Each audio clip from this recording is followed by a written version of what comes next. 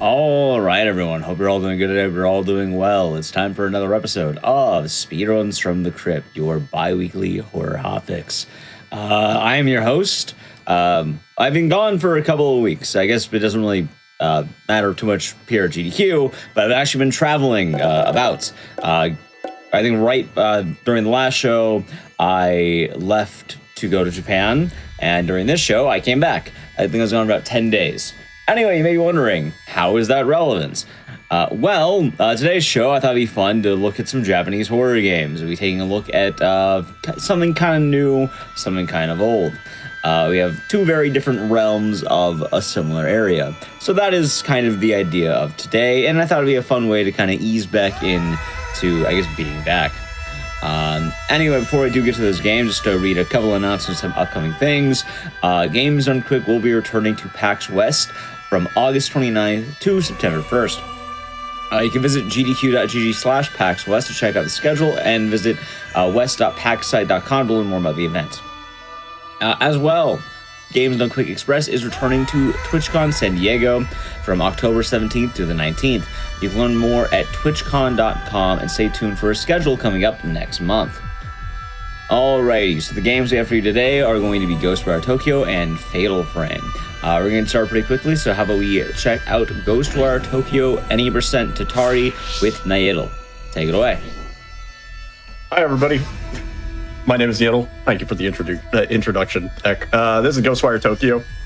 This game came out in 2022. It was slightly overshadowed because a little game, you may have heard of it, Elden Ring, came out the same exact month. So a lot of people, they sort of heard about this game. They never really got a chance to check it out.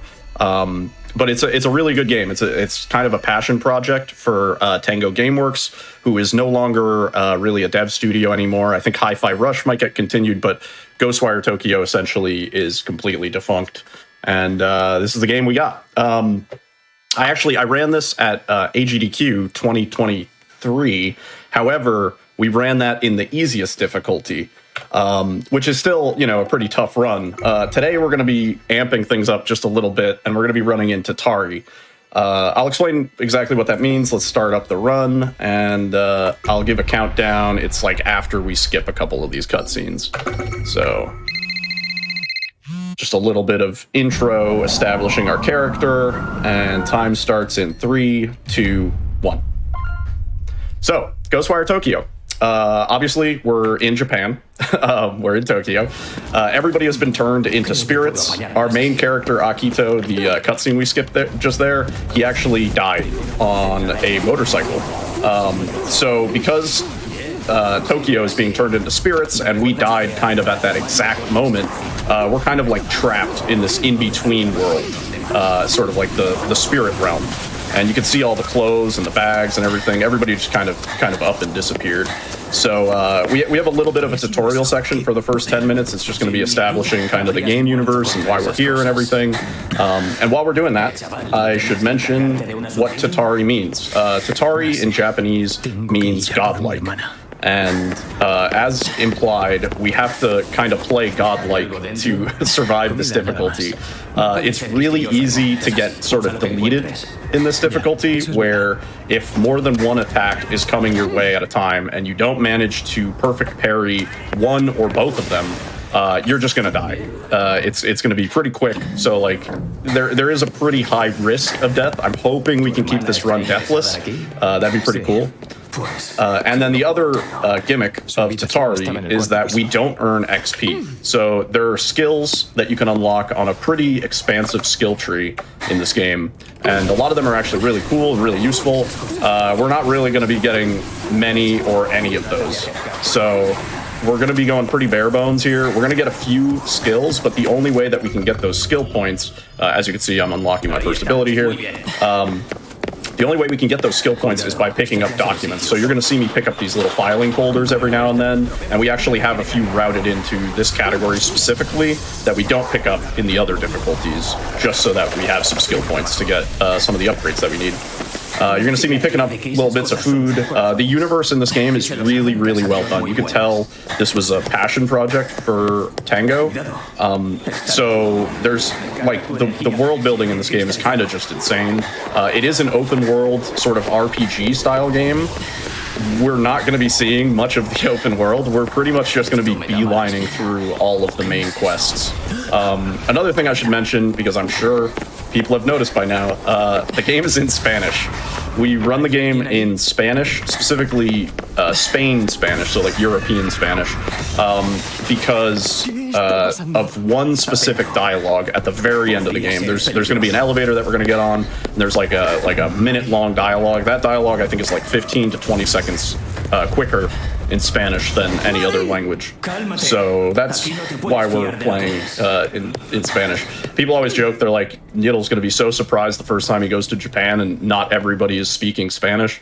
And it's great because I also run RE7 where everybody in Dulvey, Louisiana is speaking Japanese. So yeah, we're all over the place. So cutscenes are skippable, fortunately, in this game. And the way that we skip them, it's actually really easy to not lose time. You can hold the cutscene skip button, which is coincidentally my melee attack button. You can hold that going into the cutscenes. So, you know, there are some games where skipping the cutscenes is actually kind of like a skill. Like you can lose time not skipping the cutscene fast enough. We don't really have to worry about that in this run. So that's pretty cool. And that's the first chapter. Really easy. The first chapter is like 3 minutes long, 4 minutes long, whatever. The next chapter is like 20 minutes long, and then the one after that's like also 20 minutes long. So there's going to be a bit more bulk coming up, but we're still kind of playing through this intro tutorial area.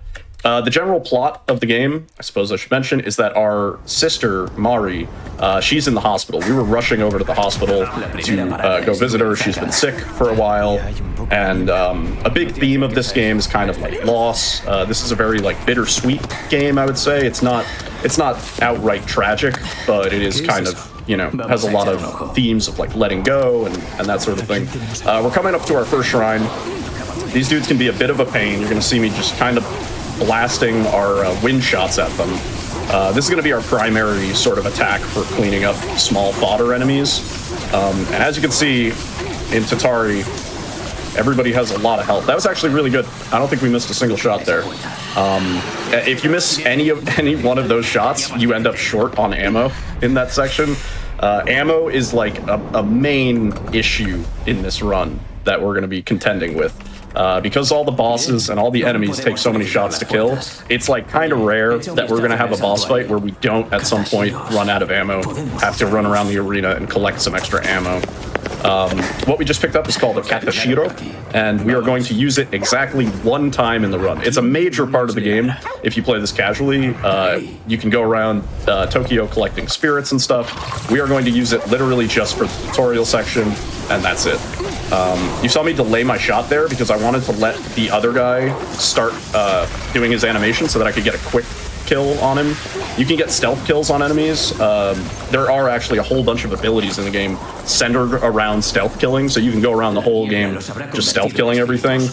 Again, we're like really not going to do any of that. For the sake of speed and going fast, we won't be really doing much stealth killing unless it's like convenient and fast in the scenario, which is I think is only going to come up like twice. So right now, we're heading to KK's house. KK is sort of the other dude who is guiding us along in the spirit world. KK has been dead, but him and his spirit buddies have this like complicated network of spirit collection that they've set up just in case of an emergency like this in Japan. So we're going to be sending our spirits that we just collected in the Katashiro through this telephone network that collects the spirits and saves the people of the spirits that we're collecting. I'm not exactly sure how it works, to be honest. But that would be a major component of the game. Like there's, I think, like 400,000 spirits or something like that you collect, 200, 300 at a time throughout the game. So 100%ing this game does take quite a bit of time. There's like a lot of content. There's 43 or now 45 missions since they added some free DLC. There's a whole bunch of tanukis. There's like a ton of outfits you can collect. And obviously the skill tree is really expansive. There's just a lot of content in this game. You're going to see me doing a sign here. We're only going to be doing this like twice throughout the run. Common trend with all the mechanics in this game.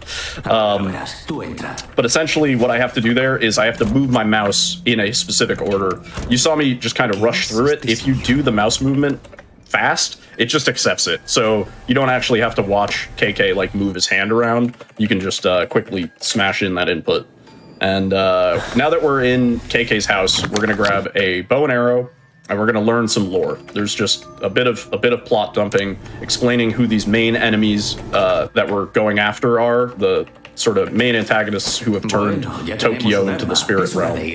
And the majority of the game, we're going to be sort of chasing down these individual shady characters and dealing with them in the form of boss fights. Right now we're trapped. This is a little timed trapped section where casually, you know, you see the timer on screen, you're like, uh-oh. But we have like, I don't know, like 5 minutes extra by the end of this. And it's not even like that difficult. I don't know why the timer is so liberal. But it is nice that we don't necessarily have to rush too much. And again, this is just kind of tutorial. They're teaching us how to use the bow. They give us this unhittable object back here, and we just have to use the bow. It's important that I don't put away the bow until after the arrow hits, because if you put away the bow while an arrow is in flight, it actually just cancels the arrow, which is really goofy, and it was very frustrating to figure that out, because I was like, why are my arrows hitting sometimes? And it turns out you can just cancel the arrow. You still lose the arrow, so you're short an arrow, and your arrow doesn't hit your target. So it's just like not super great. Another thing you may notice, the visuals in this game are like just incredibly stunning. This is like a serious eye candy game. The bitrate, it may get a little crunchy at times because there's so many pixels moving on screen and like so many little screen effects happening, but I assure you, if you play this game at home on your PC or on your console, it will look much crisper. So we're getting an ability here. This is kind of our main objective-seeking ability. Again, really not going to get a lot of use out of this one. And I have to stand there just a little bit longer. There's a few sections where you're going to see me like waiting around for a dialogue, like here. Because otherwise, if we were to sort of do that action too soon, it doesn't count. It's kind of unfortunate. This game is not very glitch heavy. There's not a lot that we can skip. Like, the game really wants you to hit certain trigger checkpoints. We've tried a few things. We've messed around with trying to skip out of chapter 1. And there is an out of bounds that I'm kind of hoping I don't accidentally get. That serves really no function. But otherwise, this is a pretty like vanilla run. We're mostly just running through fast. There is one glitch at the very end of the run that we're going to be doing, but otherwise it's pretty chill. So this is a Tengu. This game has a major emphasis on verticality, and Tengus are the main way that we can sort of grapple up to the tops of buildings. And you saw me glide a little bit there. That's also going to be sort of our main movement, because gliding is slightly faster than running on the ground. So in most places where I can manage it, I'm going to be gliding instead of running. So you might see me like jump onto a railing or jump onto a little obstacle just to get the height that it will allow us to glide from. And here we get some mandatory map, and we are going to do just a little bit of upgrading. We're going to upgrade our glide distance and how fast we can do that core grab ability that you saw earlier in the hospital. And we're just going to deal with these dudes. Where is this last one? Oh my gosh. Yeah, enemies are RNG, both in where they spawn and their attack patterns. It's a huge pain in this game. And I'm hoping the game cooperates in a few spots today. Just gonna headshot that. This is our first sort of mega shrine. So it's comprised of individual gates that we have to cleanse in order to cleanse the whole shrine. So come up here, shoot that guy. I thought I missed. Shoot that guy in the face. And then it's really important, and you can see it on the HUD, that little aggro meter. It's important in a lot of spots that we don't aggro when we don't need to, because having enemy aggro prevents you from doing pretty much every action. You can't like interact with key items or doors. You can't fast travel. It just kind of screws everything up if we're in combat. This is our second attack ability. This is fire, and this is by far the most useful attack because it does the most damage. And unfortunately, we don't have a ton of shots of it, so it's like every one of those shots really needs to count. And you'll see that later in some of the boss fights and stuff. But now that we're kind of out of the main tutorial section, we have one more ability to collect, and then the game really opens up. This is sort of the point where now you can do anything you wanted to in the game. You just saw me eat a watermelon.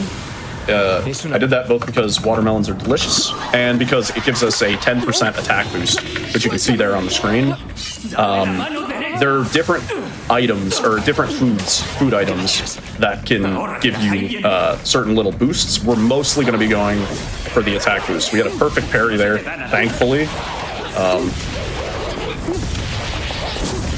Okay, we're good. Bit of a hectic fight. If she does her multi-hit there, it's just over. Like we can die faster than I could possibly react potentially. So it's kind of good that I was able to keep some distance there. We grabbed a little bit of extra fire ammo mid-fight also because we actually need it. And we're gonna grab a little bit more ammo there. The character design, the enemy design specifically in this game is really great. All the enemies are based on sort of Japanese folklore and spooky folklore specifically. So you'll see some sort of familiar characters if you've ever really gotten into Japanese spooky folklore. And it's pretty cool. So this is the tower ascent. This section has undergone a lot of different changes over the course of this run's history. We now have it sort of, I think, as fast as it can go, question mark. And it requires just a little bit of tricky movement there, like grabbing that Tengu. That is not an intended Tengu that we're supposed to be able to grab from that height. So we get just a little bit of height off the railing there that allows us to grab it. And we're gonna be doing a similar one that's actually a little bit harder to hit coming up in just a moment. And you can see that little mantle animation that we get sometimes. It is slow, and sometimes Akito does not do it. And it's kind of one of those things that in PV attempts can just kind of weigh you down very quickly. Okay, let's not die. So those spirit guys are going to be kind of angry at me here. It's fine. Oh. Need this guy to stay still. One more. And then where are you hiding? Where'd she go? What? She's never gone over here. Okay, there we go. Yeah, that shrine is a little bit hectic. Again, enemy RNG, like they can be anywhere. Sometimes they're really clustered together, which is ideal. Sometimes they're really spread apart, like you just saw there. And somehow the lady ended up on the other side, which is kind of interesting. This is our stun talisman. We are going to be using the talismans. Finally, a mechanic that we actually use in the run. We're going to be using these talismans quite a bit, actually. They got routed into the run sort of late, where the run was already established, and then I was like, wait a minute, guys. What about this game mechanic that we haven't really touched yet? Hard one here. Nice. That Tengu grapple is especially tough. The angle that you're looking is important, and where you are specifically in the glide when you look is also important. So that one takes a bit of practice. We're grabbing some nether green tea. Pretty much every time I see a nether green tea, I'm going to grab it, because that gives us our 10% attack boost, and we're going to be using that for pretty much all the bosses and everything. And here we grab some gust beads. This just increases the attack power of our gust attack, and it's sort of mandatory that we equip that there. And now we're going to be upgrading our dodge, our aerial dodge, and our wind weaving attack speed. So aerial dodging. This mechanic was introduced in an update for this game. There was a free update, I want to say 2 years ago, maybe. There was a free update called the Spider's Thread update, where they sort of revamped the entire skill tree. They added some new skills. They changed how some of the existing skills worked. And they added this whole roguelike separate mode that you can actually play, which is really fun. And with that, they added a move called the dodge and the aerial dodge. And the moment I saw the dodge and the aerial dodge, I was like, oh, the run's going to come down like 2 minutes now. And it did. So basically, aerial dodging, you're going to see me doing it a whole lot, pretty much any time we're on flat ground doing movement. And also at the beginning of all our glides. So you'll see one here, like that. And then we're going to go into a glide here. And a lot of this run is very heavily movement-based, trying to get clean lines and also trying to spend as much time as you can either in a glide or in an aerial dodge. So you're going to see me just like maximizing our dodges as much as we can. Come in. And I suppose I should have mentioned earlier, but this game does have a fair bit of like flashing lights and stuff, just as a heads up. In some of the I guess trippier areas, there's going to be a lot of screen distortion and little like glitch effects and stuff like that. So just a word of warning. You saw me grab some extra fire ammo because we are actually heading into our first actual boss here at the bottom of the subway. I've always theorized that if we could find a way to get this loaded in, we could actually clip into the cave where we're trying to go early. Nobody's ever been able to do it yet. But theoretically, if we could load this area in, we might have a way of skipping to here. Again, if any glitch hunters see this game and are like, hey, I'm looking for something to do, we could really use some hunting in this game. We've done as much as we can, but it's really one of those games where we just need a fresh set of eyes, you know? So we're coming through here, almost at the boss now, and just doing some gliding and some aerial dodging. The aerial dodges, you'll notice, so when we do them forward, I have to jump in order to hit them. When we do them sideways or backwards, I can do them on the ground. It's just as fast jumping as it is just doing them on the ground because there's a bit of delay between them, so it's not like we could super spam them or anything. So first boss, this is Ghostwire Tokyo. He's a bit of a pain depending on his attack pattern. There we go. So those are perfect parries when you see that little time stop there. Throws up a shield and he gives us fire ammo. That's nice. It's RNG what ammo drops from those shields. We're really hoping that pretty much every single one gives us a fire, because otherwise this fight is going to be like endless. And again, there we go. Nice. Pretty good. That was actually not bad. There is some weird like RNG manipulation where as long as we don't have a fire ammo, he tends to drop another fire ammo. But if we already have one, he usually drops like water and wind, which we like really don't want. So it's kind of important to keep our fire at 0.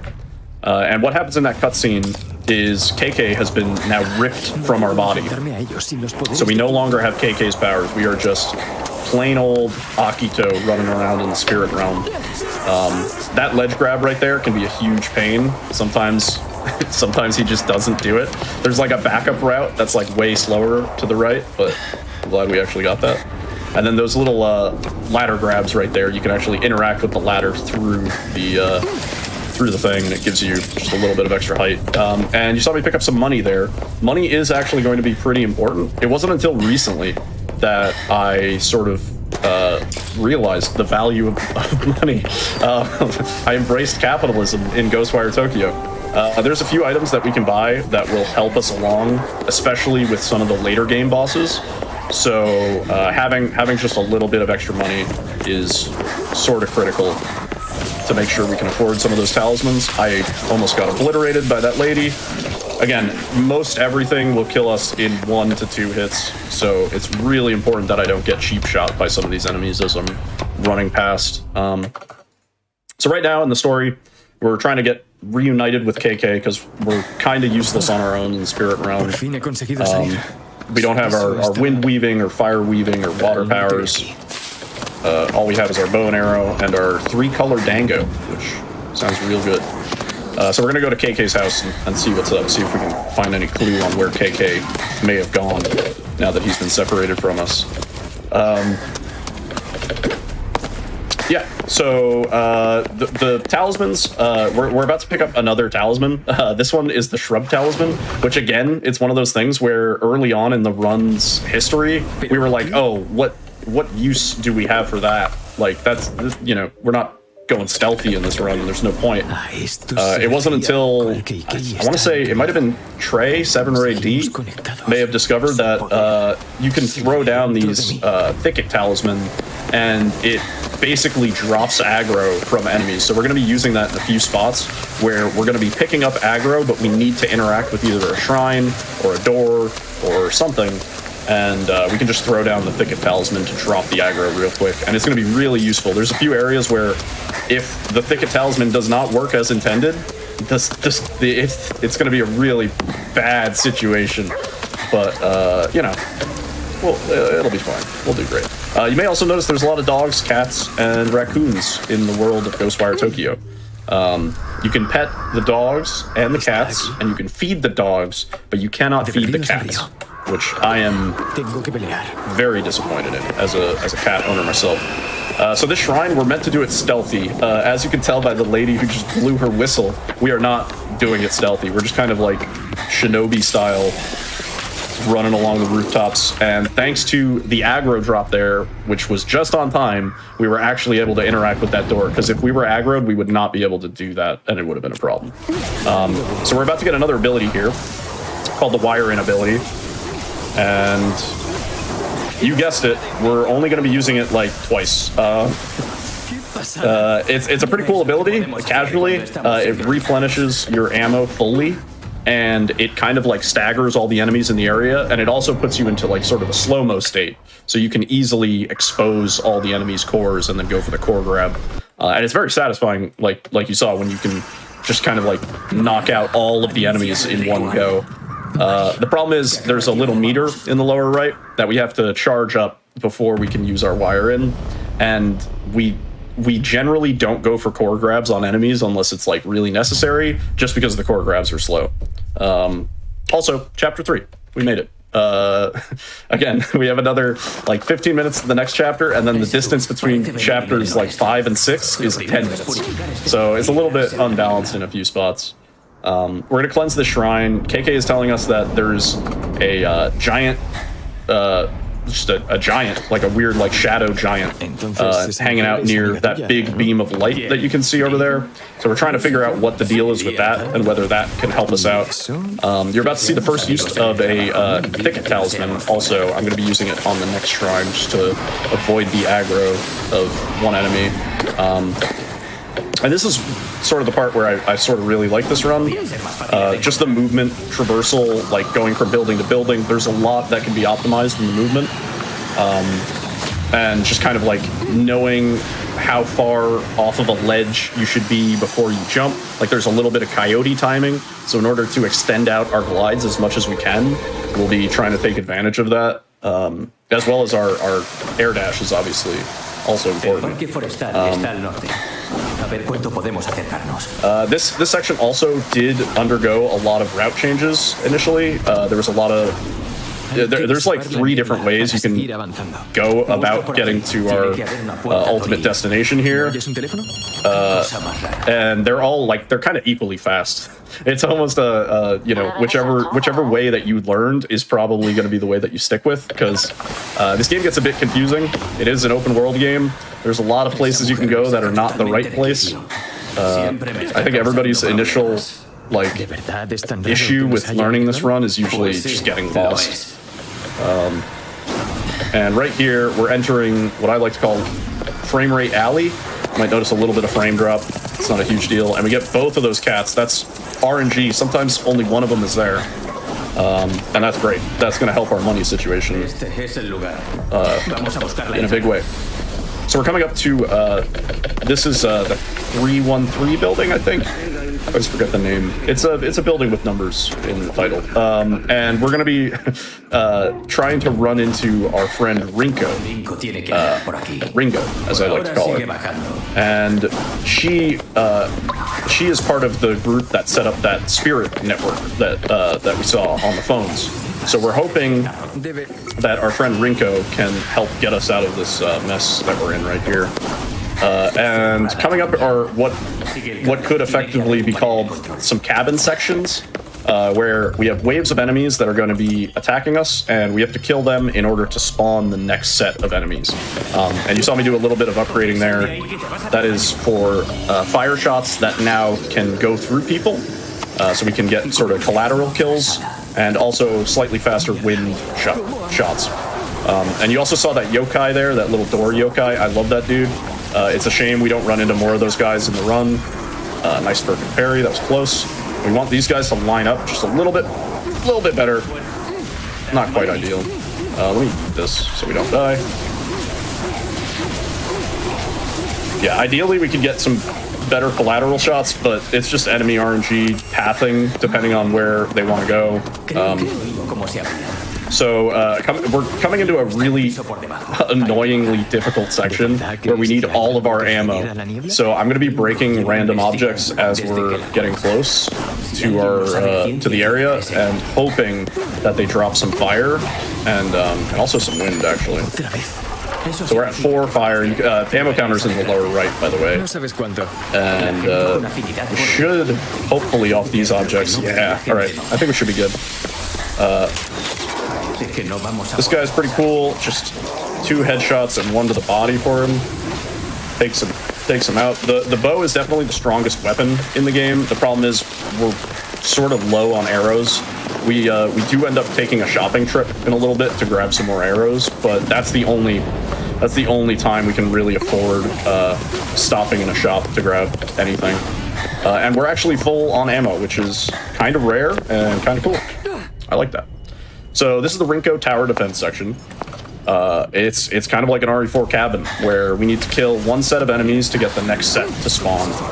So we're going to be trying to do that as fast as possible. 3 wind and 1 fire for these guys, and then we're going to do a charged fire. Hopefully get it ready before these guys spawn. Cool. We're going to drop that. Try and get her exposed first, because she's the most annoying to deal with, and then we can do these guys. Oh, come on now. Core grab these. Cool. And then there's going to be 2 students spawning right here, and hopefully I can get the collateral. Nice. Cool. Sometimes I swear that fire shot just does not it does not go through. Like it's supposed to penetrate, but it sometimes just does not go through. So we're gonna kill this one, and then one of the only times we're gonna be using stealth kill mechanics, and that's purely just to save some ammo here. Really cool animations, kind of doing a little bit of chiropractor work when we stealth kill those guys.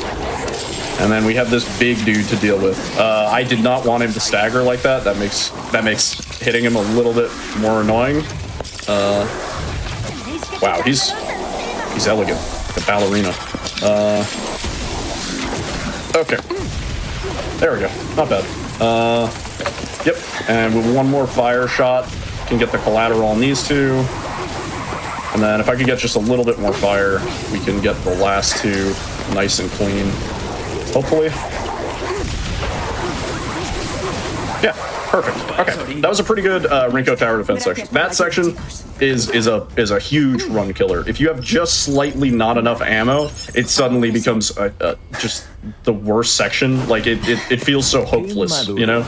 Because like our water shot is by far the worst, weakest attack that we have, and when you're kind of forced to use it because you're out of every other ammo type, it feels just miserable.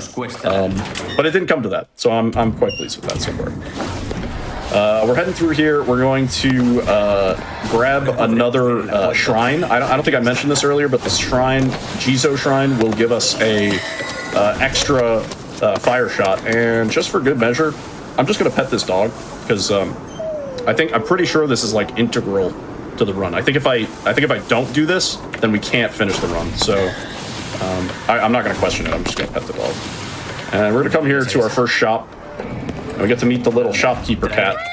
Adorable. I love these guys. And we're gonna grab some arrows and 3 updraft talisman. And the updraft talisman are going to come into play in just a little bit, and they're just going to help us with some of our vertical traversing.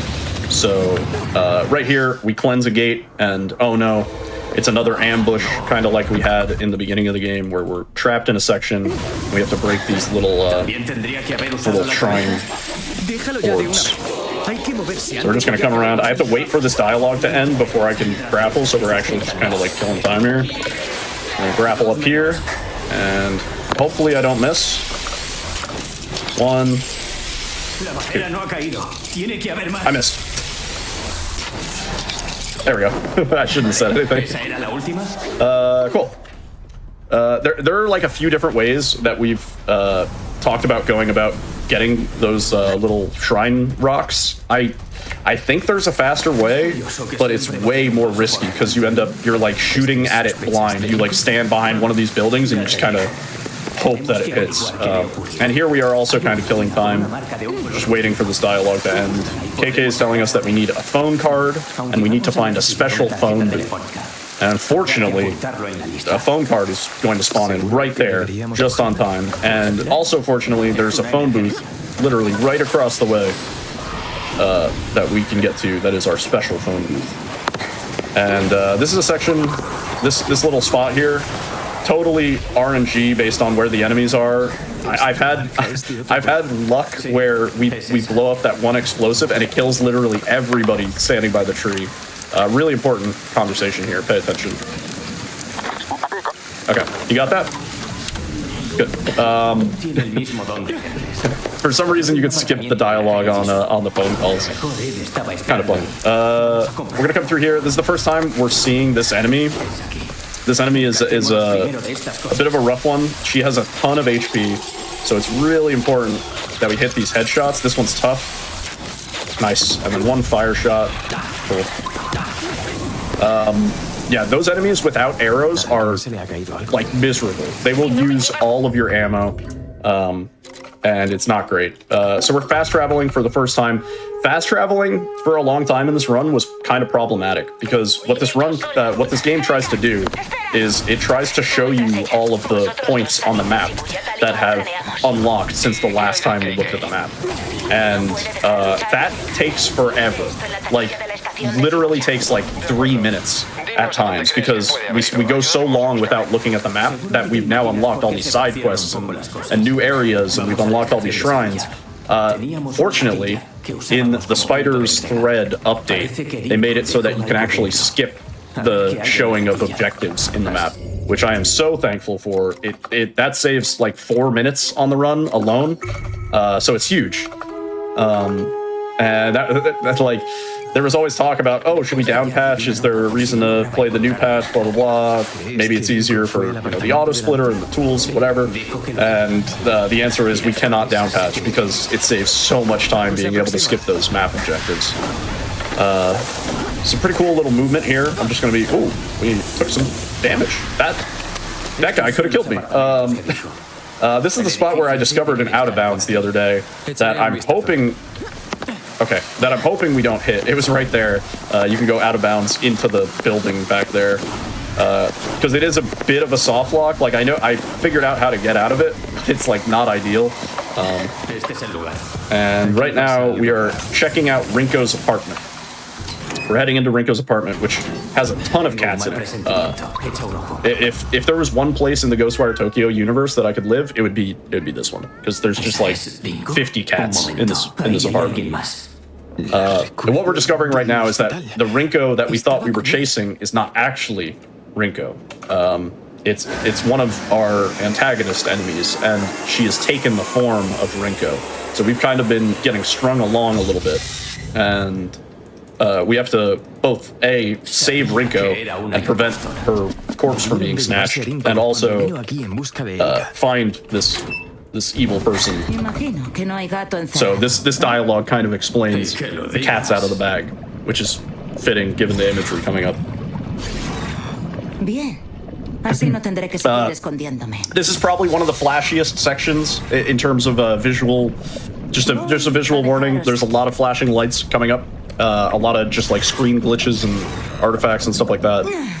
It's a very short section, but the next like minute or so is going to be kind of bright. Really cool section though, because you can see like everything's all like sideways. We got the giant cat there giving us a wave. there's a lot of areas of this game that are kind of similar to this that we unfortunately don't get to see on the run. But some of the coolest visuals are in some of the side quests of this game.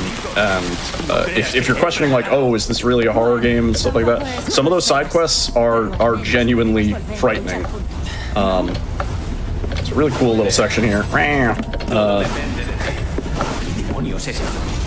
Again, it also, this section looked a lot better before we had air dashing, because as you can see, every time I air dash, it like the next section has to like rush to get into place. So yeah, it used to be kind of a little bit more interesting to look at, I guess. So we're gonna have to do a sign here. Hopefully I can do this nice and quick. Nice, okay. For that sign, we have to make a pentagram. And you probably saw, like, I only did, you know, one line of the actual pentagram. So if we just rush the movement on our mouse, it kind of lets us get away with it. And there's a little audio cue that lets me know when I'm ready to show the objective there.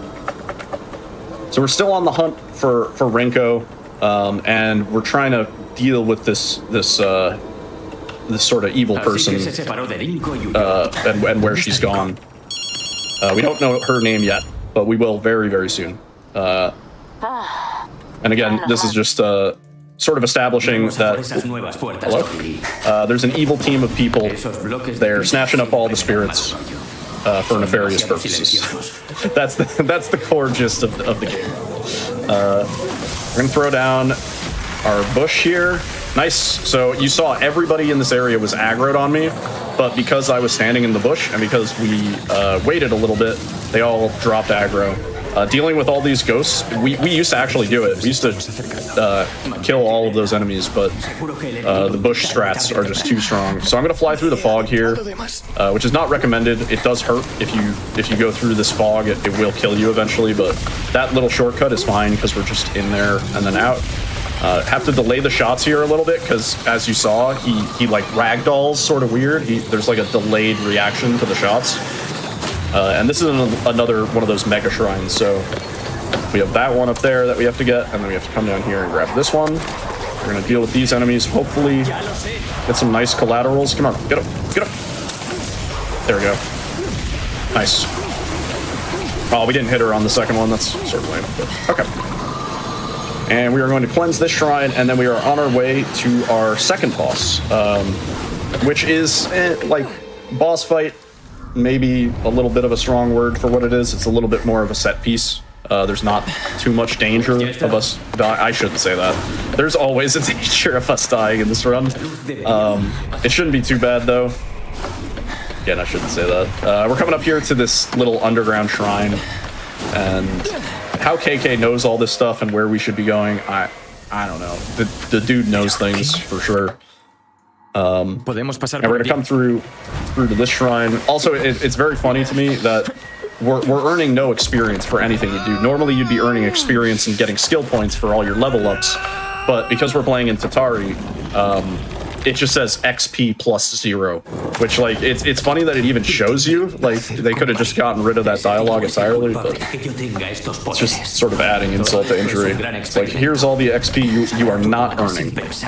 Enjoy. So coming up here, bit of a freaky boss design. Again, it is a horror game, remember? And this is Ko-Omote, which is one of sort of the 3 or 4 evil baddies in the group. And as you saw, KK just got completely gobbled up. He's gone. And so we're now once again on our own. And we're going to do just a little bit of stealth gaming here, wait for her to get to the explosive, and then pop. And that staggers her, so we can get the quick purge on her tail. And we have to do this 3 times for this boss fight. What's really cool, and this was also something that was not always the case, this changed in the Spider's Thread update, we can actually use our shock talismans on this boss. This wasn't the case originally. You had to run around... Oh, this might be a bad spot. Hang on. Yeah, she's not going to stagger here. Hang on. We got a backup plan. What we used to have to do, which I'm going to have to show now, is wait for her to do that so that we could blow up the explosive interface, and that would give us the stagger. And we had to do that 3 times, and it was kind of RNG because sometimes she's not in the same spots in the arena. Sometimes she walks around that way. Sometimes she turns around and notices you immediately. Sometimes she charges at you in a direction away from the explosive, and you have to like bait her back in. But fortunately, the shock talisman works. But the shock talisman works when I do the thing correctly. It actually works, you know? And that's Koamote. Pretty straightforward boss. Not a whole lot of danger that we're in. If she did hit us, we would be like insta-dead. But it's kind of rare that happens. And that is chapter 3. This mission complete screen, for some reason, it's extra fast. Don't know why. We've never been able to figure that out. But that mission complete screen goes away like way faster than all the rest. If we can figure out why that happens and do it on the rest, that'd be pretty cool. But yeah, so now we're in chapter 4, and things are kind of heating up now. Now we have a better idea of our goals and where we're trying to go. Or at least KK does. I have no idea, personally. So we're going to come through here, and we're going to be using our first wind talisman. Why am I blanking on the name? Updraft talisman. And you'll see why. The updraft tech, sort of this, using this talisman, was not discovered until, I don't know, like just recently. I mean, the updraft talisman did not exist in the game originally at launch. It was added in the Spiders thread update, I think. I should really know, but I'm like 99% sure this was not in the game originally. So we're going to use it to just get a little bit of verticality. It's really useful in this area because otherwise we have to like run under that bridge, go around. There's like an enemy there that sometimes aggroes us. It's a huge pain. We're going to skip all that. Just go straight to the shrine that we need to get to. Deal with these guys. 3 shots for each. And then we're going to cleanse this shrine. And right now we are just cleansing these Torii gates to try and get to a larger Torii gate that we spotted. So this the cleansing of the Torii gates, I should mention, is how you unlock the map in this game, if you don't know. So the map is like surrounded in this fog, and the fog will kill you. So in order to clear the fog, we have to cleanse these Torii gates, and that's kind of how we're unlocking the map. You can actually see the mini map on the lower left. You can see the fog on the mini map disappear. So we needed the first one to get to the second one. Oh, it dropped aggro. Okay, who is aggro? They're like 2 blocks away, dude. That's crazy. So we're gonna cleanse this gate, and now we can get to the big one here. And we're gonna have another little cabin section. Enemies will spawn in. We must kill them at speed. This usually goes pretty well as long as I have the ammo for it, which we do right now. There is one final lady that has been a huge problem lately for me, and I'm hoping is not right now. We're gonna come over here, do a fire charge shot on these guys. She spawned in faster than her friends. That's strange. And then we're gonna do a wire in here. Just expose these cores. Cool. And then you're gonna see me throw down a shock talisman there. And the reason for that, oh, see, that's what she's been doing lately. It's kind of annoying. So originally, what would have happened is we would have staggered her into the shock talisman. Okay, almost dying. Cool, all good. We would have thrown her into the shock talisman, and it would have instantly stunned her, which is pretty cool when it works. However, now we just have to do this manually. It's not a big deal, but I would have liked to show the thing, you know? Our ammo situation is not great at the moment, but it's okay. We're going to be passing by a bunch of objects that can restore our ammo soon, so this is not an ammo panic situation just yet.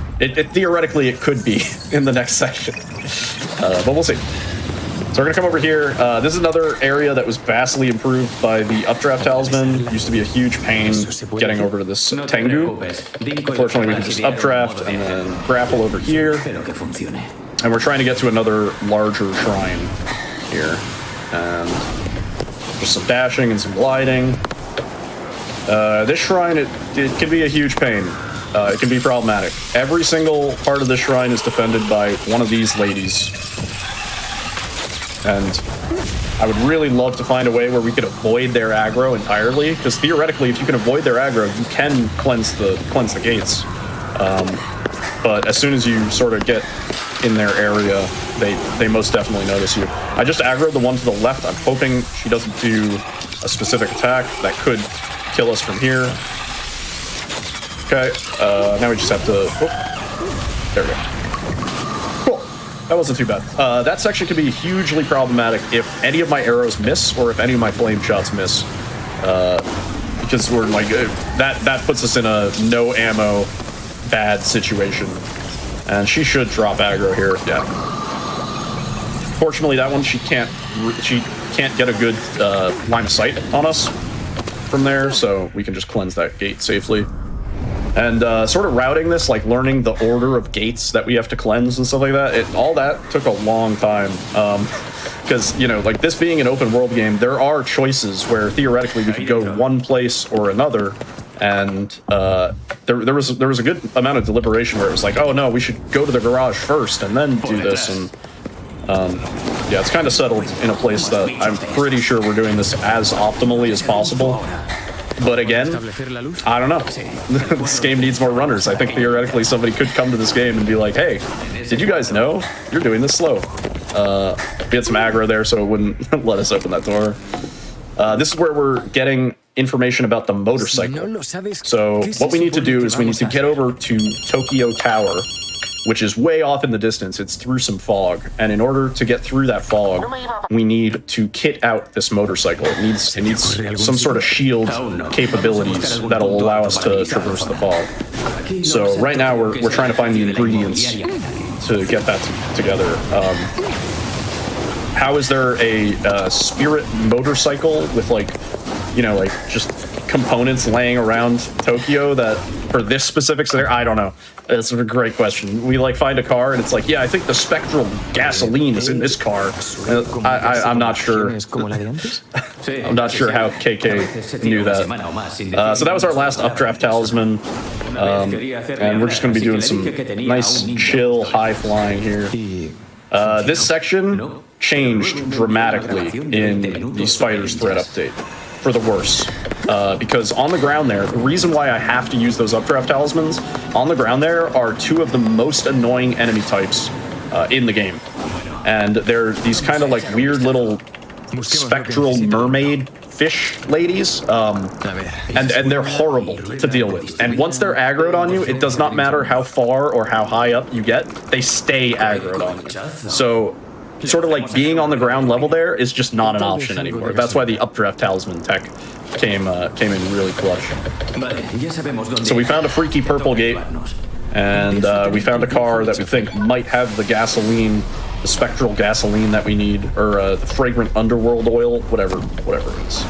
It's crazy stuff. And hopefully it's in here, but the reality of it is they booby trapped the car. And once again, KK has been separated from us. And we're coming into the MLG Pro lock-in gaming section. This is where we game now. This is the shooting gallery. So all we have is our bow, and there's going to be a whole bunch of enemies, and I'm going to be going for headshots as much as I can, which so far we're 0 for 1. Darn. So this is just going to be a lot of... Nice, okay, at least we got one there. This is just gonna be a lot of shooting the bow and trying to time my shots correctly, because as you can see, like I kind of have to lead the shots to where they're going to be just because of the travel time. And honestly, this section is probably the section where I can stand to save the most time on my PV, just because my aim kind of sucks, you know. These ones are nice and easy to hit. This guy, headshot? No. We actually don't want the headshots on these little spirit guys. Just because you probably noticed when we do get the headshot, there's that like little slowdown to show us that we got a headshot. And we actually don't want that in some cases. Hey, nice, got that one. Okay, we're gonna deal with that guy, and then we have the big dude over here. Just 3 headshots should do him in. 1. He's throwing chairs at me. What the? 2. Okay. I love how that guy throws chairs at me, and I'm like, all right, I'm just gonna like step 2 feet to the left. Like, it's not very effective, man. And like I said, this section's cool because now we have all of our ammo back. We get all of our ammo back from that. And coming up here, we are going to be using our second to last talisman here. Hopefully in the right spot. I think that's good. Question mark? Questionable? Okay, we're fine. There's a bunch of enemies. Those enemies are really bad to aggro. Those enemies, similar to the enemies at the bottom of that little elevator, are perhaps some of the most annoying enemies to deal with. Just in terms of like their attack pattern is not very nice, and they have a ton of health, so it would drain all of our ammo. So here we're coming to this purple gate. You're gonna notice me looking down. The reason for that is because KK has some dialogue if we look at the gate, and that dialogue will actually drop us out of the air. So the movement there is kind of important. You have to do a glide, but you have to keep your camera angled as low as possible so that you don't accidentally trigger that. And then we're coming in here. This is a sort of underworld shrine. There's a bunch more of these that you would deal with casually. This is the only one that we deal with in the speedrun. And as you can see, there's a lot of enemies here. Like, a lot of scary, strong, run-ending enemies. And we're going to ignore all of them and hope that this works. Sometimes, if they get too close to this door... Okay, we're good. Sometimes if they get too close to that door, they will aggro, and then I have to deal with at least one of them, sometimes 2. Fortunately, we got lucky there. And now we have this lady. Really annoying boss. Awesome design. I love the design. She's kind of ice themed, which hopefully you won't even see, because maybe we don't die. There we go. All right, I needed 1 extra fire shot. We were close to like a really clean fight there. That lady, she has a move where like she freezes everything, and the ground is all frozen, and you move slow, and then she hits you, and then KK gets yanked out of you, and then it's really bad. Like, everything so far has been going mostly okay. When things go bad in this run, though, they go like abysmally bad. Like I mentioned, like getting deleted is very much a thing that we have to be worried about. So we're going to be doing some fast traveling here, and this is where we get our last skill, which is just a little bit more wind weaving speed boost. And we're going to come over here to this shrine. And the reason for that is we have to head back to the little subway station that we were in way earlier in the game. And once we do that, we're kind of headed into the end game for the most part. So we're just kind of in the wrap-up phase. Just getting a few more items that we need, a few more key items, and then we're good to go. And as you can see, the jumping into the air dashing it's everywhere. we do it literally everywhere. This guy sometimes can be a pain. You may notice the theme. Enemies that are annoying. Okay, 1 more. Cool. Not bad. 1 more phone call here, very important. Okay, great talk. Fun chatting with you. And I love this line. AK is like, my boy was really into this car. So it has like a spirit turbine in it? Like, what do you mean, dude? Like, how? Anyway, we got the thing we need. We got all the stuff. We're good to go. We're gonna do a fast travel. It's the shortest fast travel. We're literally just fast traveling to the door on the other side of the room. And then we're gonna turn around and use the door. It's just like a few seconds faster than running to the other side. And then we're gonna fast travel back to the garage here. And we are almost on our way to the final stretch. So now we have everything we need. We can soup up the motorcycle, get it good to go so that it can traverse the fog, get us to Tokyo Tower, which is where the source of all this corruption is from. And just gonna come through here. Oh, inspect the bike. Cool. And yeah, this is kind of like the point of no return. There's actually technically 2 points of no return. There's a few spots where the game says, are you sure you want to progress? You better wrap up everything you need. And we are sure that we want to progress. This is a really cool cutscene. Sort of wish we could watch it. But basically, we're going to be racing out of town on our motorcycle. And one of our enemies is going to kind of knock us off the motorcycle, and we're going to crash land, coincidentally, right where we need to be in front of the Tokyo Tower. So we're good to go, we're ready to rock, and we're heading into not the final chapter, but sort of the final area. The final chapter is, not gonna lie, like 7 minutes of just walking. So essentially, we're in the final chapter. Coming up here, very sad. Spoiler alert, R.I.P. Rinko, not doing so hot. And you might say, oh, well, we're in the spirit realm. Like, isn't she already dead? Isn't this not a big deal? Nah, now she's like dead. She's like dead. So, kind of sad. R.I.P. Rinko. We hardly knew you. And now maybe the coolest boss in the game. We have Spider Boss. I always forget her name. This boss is certainly reinforces... Hang on, let's not die. Okay. Certainly reinforces that this is still a horror game. Definitely a creepy boss design. And you can see I'm just staggering her with my shots to avoid her doing her attack. We also did hit the attack boost strength, so I do have a 10% attack boost, which is really, really important in this fight. Because as you can see, we used all of our ammo. Like, one of my shots missed, but for the most part, everything hit. And we still used all of our ammo. And unfortunately, she gives us a recharge here, which is great. And we're going to do the same thing. A few shots, wait for her to... Oh, that was a bad miss. A few shots, wait for her to do the thing, and then stagger. A few shots, wait for her to do the thing, and then...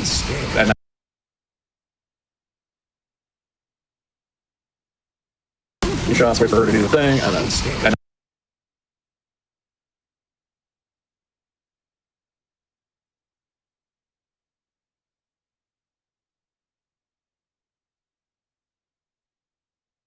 Few shots, wait for her to do the thing, and then...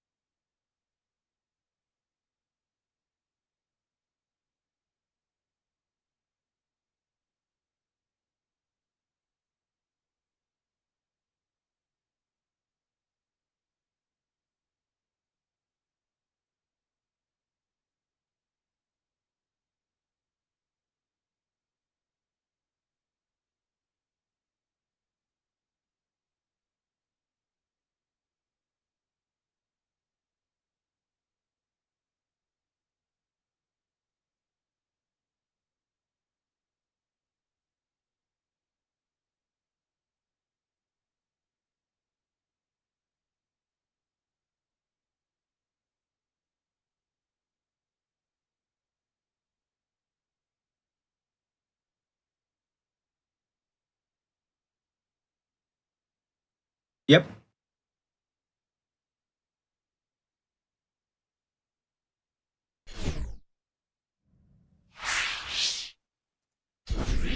All right. Apologies for the technical difficulties. We had some quick, minor issues with the screen freezing, but we should be back to normal now. If we're back on the game, Naidel, feel free to count it down. We can begin right back. Yeah, I think we should be good. So 3, 2, 1. When we last left, I assume, I don't know if you guys saw the end of the Spider Boss lady, but trust me, it went great. We did awesome. it was a really clean fight. So just know we did great. We're gonna come here and grab some Spirit Well talismans. Remember all that money that we were stockpiling? We finally get to use it at the very, very end of the game, pretty much. So now we're in Tokyo Tower. And we've essentially entered a sort of boss rush segment. We quickly go from that spider boss to our next boss fight. and then there's a bit of a break, and then we go into our final boss. So we're sort of rounding the end of the game. And here is where we are going to do our one and only glitch in the run. Ready? Boom. That's it, baby. We nailed it. First try. We press the elevator button without actually getting on the elevator.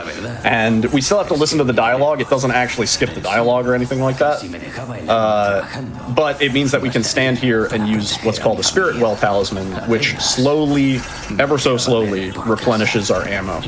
And I have a bunch of these. I have 4 of these left over, which is great, because I'm actually going to be using them sort of mid-boss fight to replenish our ammo and make sure that we're topped up. Because really, the only thing stopping these boss fights from being super fast is our ammo count, and just sort of making sure that we have full ammo. So coming into it, you may recognize this dude, but this time he's a little bit tankier. Once again, we are faced off against the boss that we fought at the very beginning of the game. Except this time he's stronger. I'm going to pop that attack boost because we really need it. And we're going to pray that he drops fire ammo when I break his shields here. I should have used that one. Nice. Cool. We're getting lucky with the fire ammo here. And the name of the game here is just going to be trying to stagger him out of his animations with the fire shots. Hope that he goes for the shield, which he's doing a lot of. And then blast him with the fire, followed up with some wind. We need some extra ammo here. And fire. Cool. That's his first phase down. Pretty good. Not bad. Really, this fight just comes down to how much ammo we get, whether the game decides to be generous or not. I'm going to break these objects in advance so that we have some extra ammo for once this ammo runs out. And we're going to hit him with a charge shot, and then we're just going to lay into him again. And sometimes he just ignores these fire shots. Never been able to figure out why. Oh, he scammed us out of a fire shot. That's okay. I'm going to throw down a Spirit Well Talisman. So we're going to be actively recharging our ammo as we're using it, which is kind of nice. He's going to go for a fire shot, which is... Oh, never mind. He decided... He was preparing a fire shot, and then he was like, you know what? Never mind. I'm going to do the jumpy thing instead. Should be almost good here. Just a few more shots. One more fire, probably. Oh. All right, those fire shots can insta-kill me if they hit, so kind of important that I dodge those or parry. Hello? Need some extra ammo here, and need to not die. Oh my gosh. I swear he's getting tankier. There we go. I think we were like 2 fire shots short, which came from me breaking those shields, not getting the fire shots, which is kind of a bummer, but it happens. And that's our second to last boss fight. So, coming up is the long exposition plot walk section. It's about 7 minutes long. It's like 7.5 minutes. And we're basically just going to be walking. I sort of hate the term hold W, like when people say like, oh, it's just a hold W section or something like that. I usually am like, nah, that's not true. You know, like there's more tech to it than just hold W. This is literally a hold W section. This is like, there's not really anything in terms of movement or anything that we're trying to optimize. We're kind of just walking through this area. And this is definitely the most plot dense section of the game. If you've never played the game and you're trying to dodge spoilers, I would recommend not reading the captions, unless you understand Spanish, in which case, I'm sorry, because you're gonna get spoiled. But yeah, we get some of the main parts of the game, and kind of like it harps a lot on the themes of the game, which is sort of loss and accepting grief and stuff like that. And this is also, because it's 7 minutes of just walking, this is the part where if you are on PB or world record pace, you're just like shaking like a leaf, because you're like, oh, like, we have 7 minutes of walking. I'm not going to lose any time here. And then we have the final boss, which you can lose a run that's like 2 minutes up on the final boss if it goes badly enough. So Yeah, it's a little bit brutal. Like 7 minutes of walking into the most make or break section of the run is it's just it weighs a little heavily on the mental. But again, should also mention, like, really love what the dev team was able to do here. We have a few runners who are native to Japan who actually walked around areas of Shibuya and Tokyo and took some pictures of, like, the buildings and areas that basically exist, you know, not one for one, but more or less exist in the game. And that's really cool. It's kind of like, you know, I feel like Japanese horror lore is not something that's expanded on enough in video games, but fortunately we have, like, Silent Hill F coming up, and you know, we have these select gems that really do a good job of kind of giving us a taste of the Japanese spooky lore, which is great. I think we should get more of that, honestly. But yeah, like this area, this underground mall area, this exists in real life.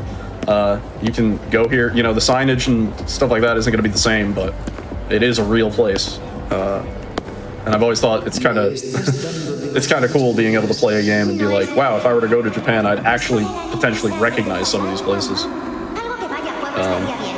But this is also the point in time where, if this was a run for charity, I would say now we have a great time for donations.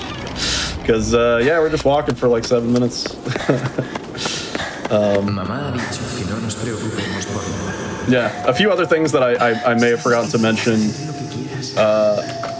In terms of glitches and the possibility of glitches and skips, we've experimented with certain things, like, so the way this section works is every door that we get to, it deloads the previous area, which is why you might notice the FPS is, like, immaculate in this section. It's way better than it is anywhere else in the game, because we're only loading in, like, 2 rooms at a time. And essentially, we've messed around with using no-clip to try and get to the doors early. Because if you go out of bounds here, you can see all the doors floating. And the theory was, oh, if we could go out of bounds and just glide to the last door, then we could open it and sort of skip this whole 7-minute walking section. The game does not allow you to do that, unfortunately.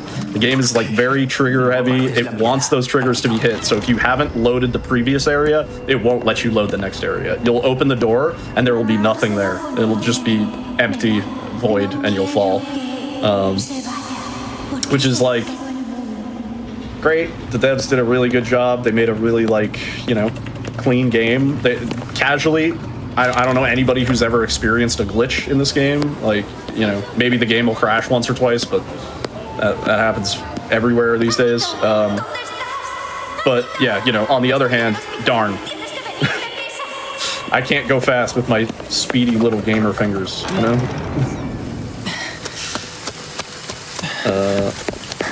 So yeah, coming through the graveyard here, again, really lets you know what the themes of the game are. And similar to, like, I don't know, a Silent Hill 2, I would say, this game has a very, like, mature story.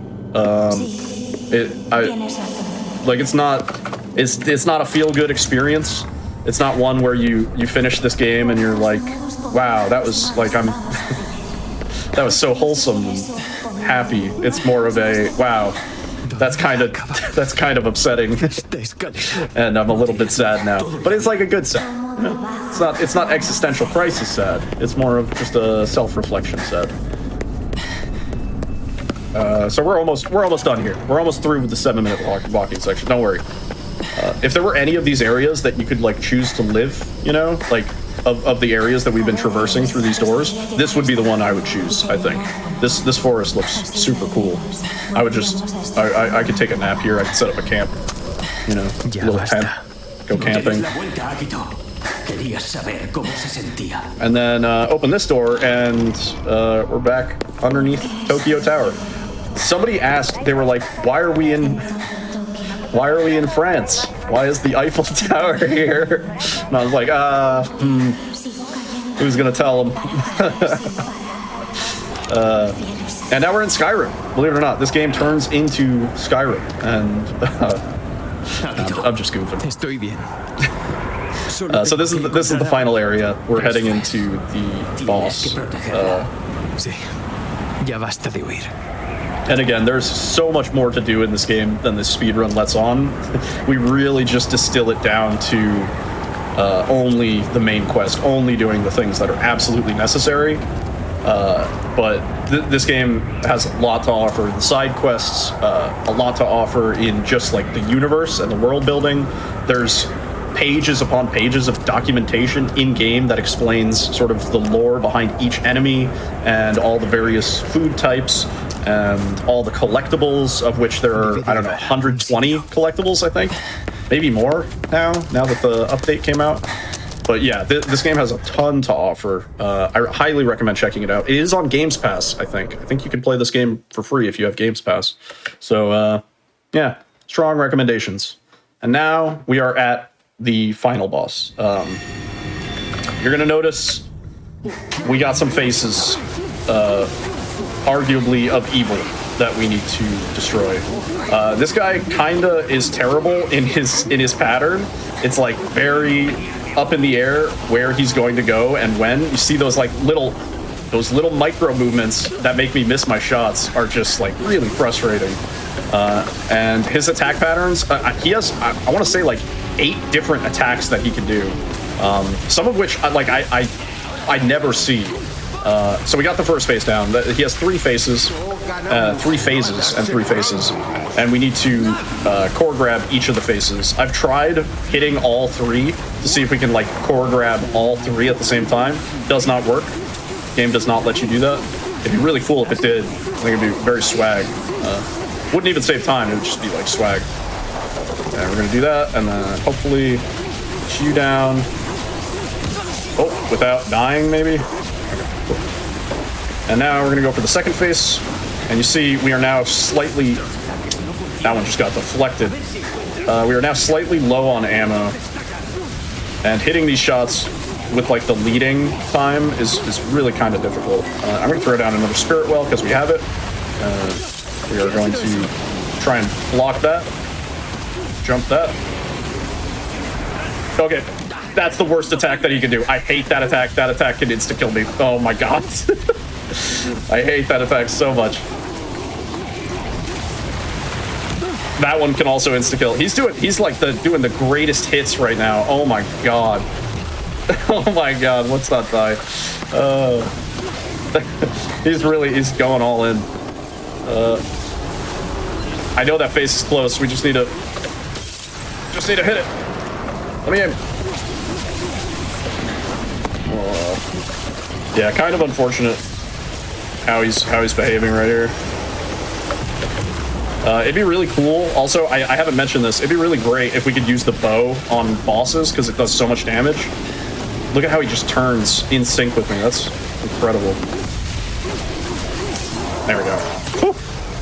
All right, one more face to go. Fortunately, the last one's not that bad because we get to use a wire in here. So we'll at least be able to go into it with full ammo. We're going to drop that. We're going to focus her down as much as we can. Then we are going to use our wire in. Cool. Good wire in. I think that's everybody. Yep. Now we just have the last face. We got to see which way he's going to... Yeah, he's going to go this way. All right. Depending on which way he turns, if he goes clockwise or counterclockwise, that determines how annoying this is to hit. Oh my gosh. One more. There we go. All right. Not my best final boss, but we didn't die. So like that's the key. And we're coming up to the last little bit of the game. We just have to listen to some dialogue and then it'll be time. But yeah, overall, I'm pretty pleased with that. We did not die. That was my main goal. Is not dying. It's like we were close. We were close like probably 3 or 4 times, but we managed to not die. So I'm pleased with that. That's success in my book. But yeah, that's Ghostwire Tokyo pretty much. We're gonna have time as soon as we go fade to black after this cutscene. I'll count it down. The game wants us to be like walking up these stairs. Nah, we're not gonna do it. It's kind of laggy up there. There's like a lot of fog. The visual effects are like really kind of nice, so we're just gonna stay down here. And time is now. And that's Ghostwire Tokyo. GG. Thank you. Sorry about the crash there. I don't know what that was, but I'm glad we got it back. We're all good. Yeah. But anyway, hi. My name is Yiddle. If you enjoyed yourself today watching Ghostwire, you should follow me on Twitch. I also speedrun Silent Hill 2 OG Enhanced Edition, Silent Hill 2 Remake. I run a lot of RE games. I'm very much looking forward to Silent Hill F. I'm looking forward to Resident Evil 9. You can follow me here on Twitch. I also have a YouTube account with all of my VODs and highlights and PBs and stuff. I also have a TikTok where I post clips daily. So, yeah, if you liked hanging out, feel free to follow me. Thanks for having me, Ek. Absolutely. Thank you once again for that run of Ghostwire Tokyo. It's always fun to see Tatari. I know you make it look easy. Someone who's played Ghostwire Tokyo, it is not easy. So I sort of want to give credit to how impressive it really is. As well, once again, if you did enjoy Nidal's run, the links are in chat. Yeah, go check them out sometime. A lot of fun horror stuff. Anyway, I do have another game for you coming up.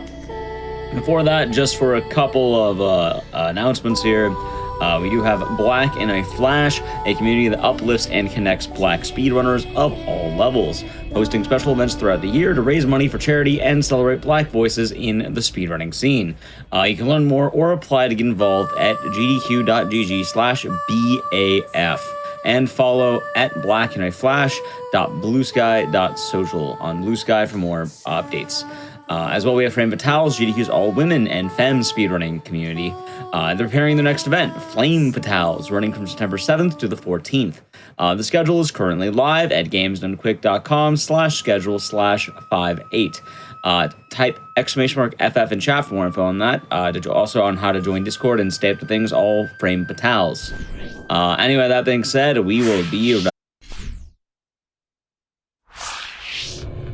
All right, everyone, we are back from the break. Hope you all enjoyed that run of Ghostwire Tokyo. I think it's a really cool game. I think as time has been passing by, people have been more enjoying that game. It was mentioned during the run, but that game did hit some rough early, hype, because it came out exactly around the same time as Elden Ring, so it kind of just slipped through the cracks around that time. But it is pretty cool to see a game with, open world Tokyo and a lot of the Japanese yokai. It is a pretty cool area of horror you don't always get to see.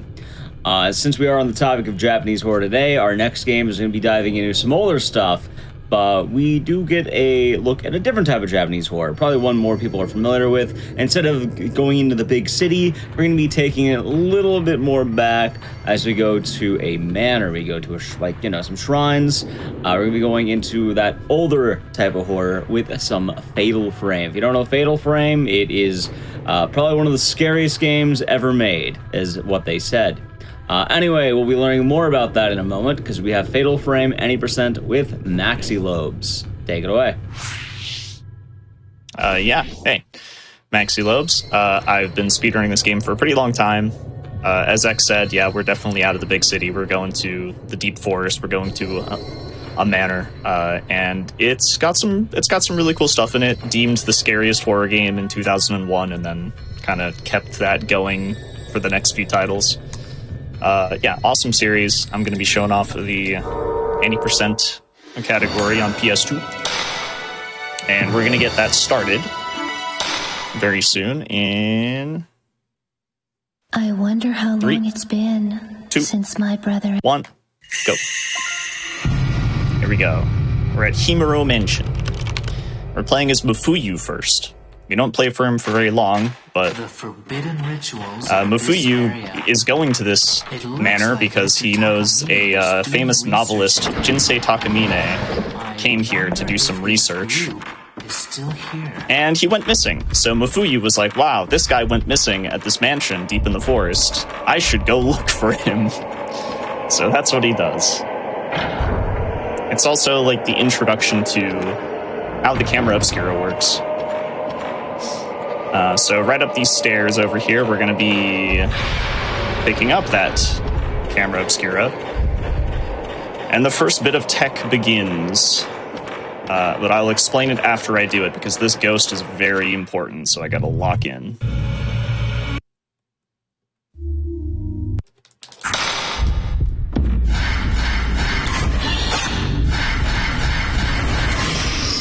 I think I got it.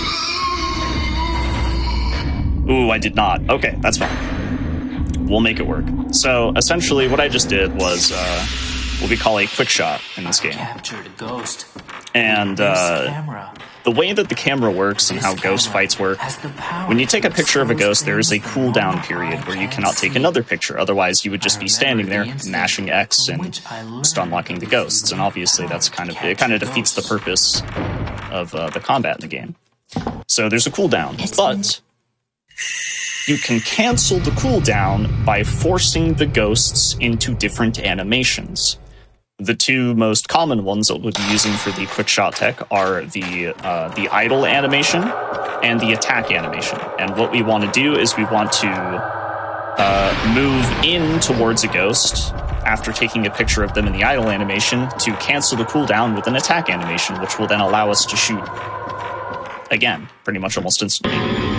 And when they're in attack animation, after we've taken a shot, we'll be moving away from them so that we can cancel their attack animation and get them back into an idle animation. So that's kind of how quick shots work. Most of the ghost fights are very random, so whether or not you'll see a quick shot on every ghost is kind of up to them. Not really up to me sometimes. But that's how quick shots work. It's this is the only game that has that type of speedrun tech to it. The only one in the series. There are about 6 games, 1, 2, 3, 4, 5, and a remake of 2, which is on the Nintendo Wii.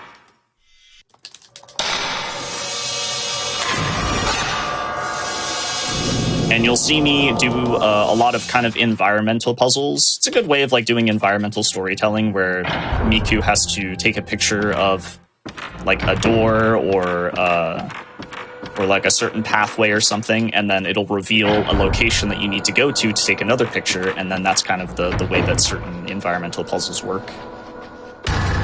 Beyond the classic survival horror physical puzzles where we do like sliding puzzles and we have to go get keys and stuff and yada yada.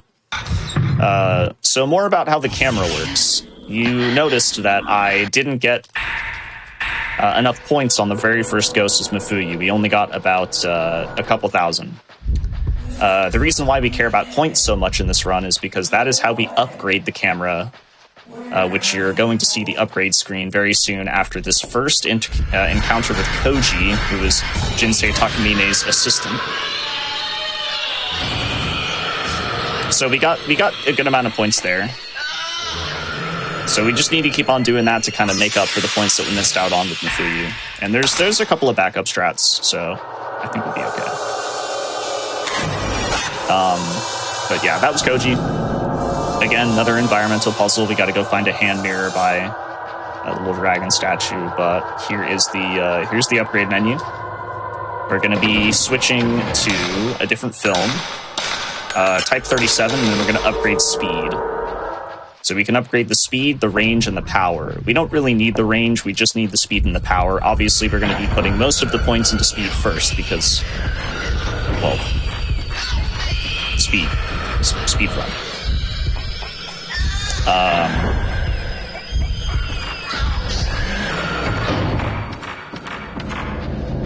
In fact, some of the fights later on, if you don't have speed 4 by the time you get to Yae, it's definitely indication that you are very behind on points and you're going to be struggling for a few of the mid-game fights for sure, especially going into night 3.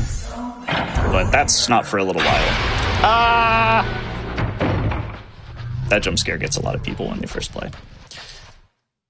And now we're going to be fighting Koji again. He's back with a vengeance. What we're going to do is we're going to turn around instantly, look at him behind our back to make him despawn, which makes his actual ghost appear. And he's kind of given me some weird... He's given me some weird patterns. That's fine. We got good amount of points out of that. Nice. Solid. So that was a little weird because he kind of Korean backdashed and I had to like walk up to him, but he was so far away that I couldn't really get like a good quick shot attempt. So I kind of just let him drift, and we got the fatal frame. When you see the camera glow like orangey red, that's when a ghost is attacking you, and that's when you get a fatal frame. Or if you are familiar with the PAL version or the Japanese version of the game, it's called a zero shot because the game is called Project Zero. Only in North America is it called Fatal Frame, and only in North America was it actually advertised to be based on a true story. That's kind of like a common joke. A lot of people are like, "Is this really based on a true story?" And it's like, no, that was all marketing, and it worked. It worked at least. And then we got a bunch of other games. For what it's worth, I think the true story bit is like local urban legend. Yes. Yeah. So it's true that there's a legend, but that legend is... It's an urban legend, so... Right. All right, this next ghost, I call him Marilyn Manson. We're going to be shooting him right away so we can activate a quick shot, and then I think we got the points there. I think that was actually the optimal... Yep, that was the optimal fight. So right there is a great example of how important a quick shot can be. If you don't get the quick shot there, you pretty much lose, like 5 seconds instantly, right off the bat. So yeah, very important bit of tech. It's essentially the reason why this game speedrun is kind of down to the time that it is. Back when I started running, I think this game was barely even a sub 115. And now it's almost sub 110. And for a game that has literally no sequence breaking, no skips, 5 minutes is a lot of time. It's a lot of time. Yeah, if I remember right, I think about the time you got in this game, the quick shot became much more standardized. Yeah. Over time, the community started to understand how to quick shot certain ghosts, because at first it was a bit complicated. It was hard to understand what a ghost would do and like how to kind of circumvent the bad patterns.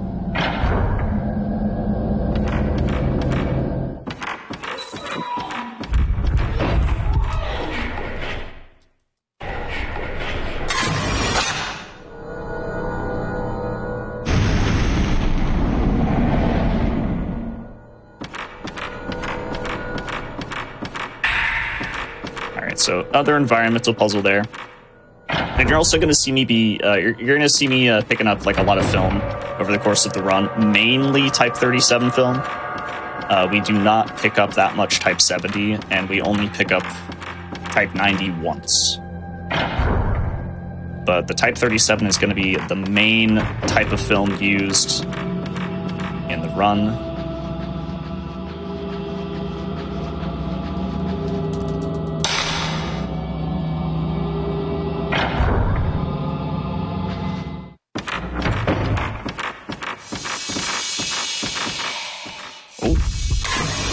That's funny, Miku locked on to Moe there.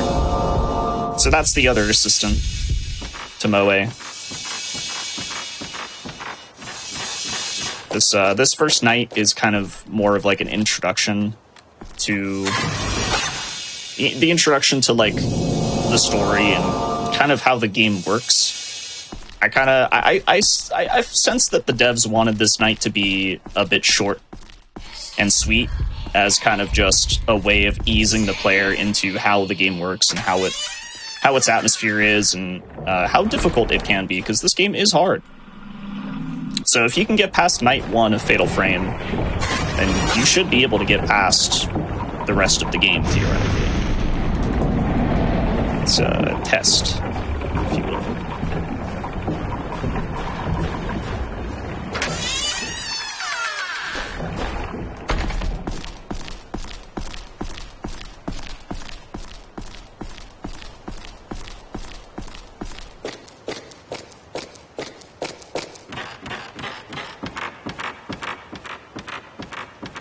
Time for the baby rage. This next ghost has a very specific quick shot kill that I am not going to go for simply for the lack of points from Mafuyu. But, huh? That first photo didn't work? That's wild. That's wild. The child onlooker trolling me. Okay, here we go. Here's the fight.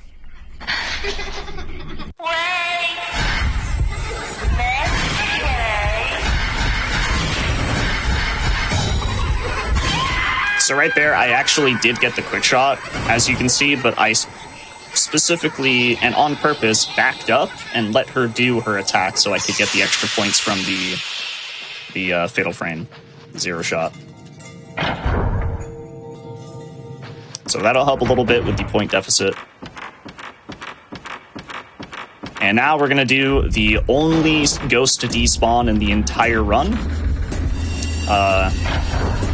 This is one of the more infamous ghosts of Fatal Frame 1. Oops, she broke her back falling off the roof. Tragic, really. And now she's upset that everyone else doesn't have a broken back, and that includes Miku. But the reason why we can despawn her, I don't know. There is no reason. It's just the only despawnable ghost in the entire game, and if you don't despawn her, you have to fight her, otherwise you can't go through this door. I'm not really sure why it works that way. It's just one of the quirks of the game. Unexplainable, really. I wish more ghosts worked like that, but alas. That is the only despawn you'll see. And that was not George Washington. That was not the ghost of George Washington. That was Jinsei Takamine, the famous novelist that Mafuyu came here looking for. And he dropped a lighter, and we need that lighter to go get a tile piece. We also sometimes call him Einstein. Whichever one you prefer. Sometimes when you run games long enough, you just start making up names for things, okay? This is a very well-known speedrunner thing.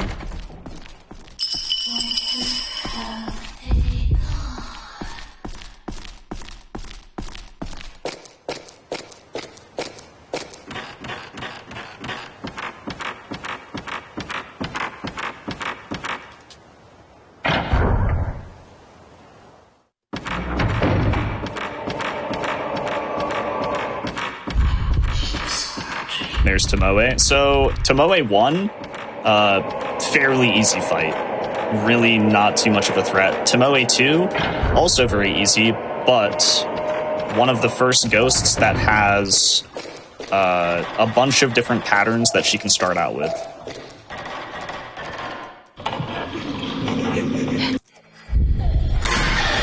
We got good RNG on Tomoe 1. Well, I mean, if she wants to chill. Okay, Tomoe 1 done. But Tomoe 2 has like 4 different starting positions.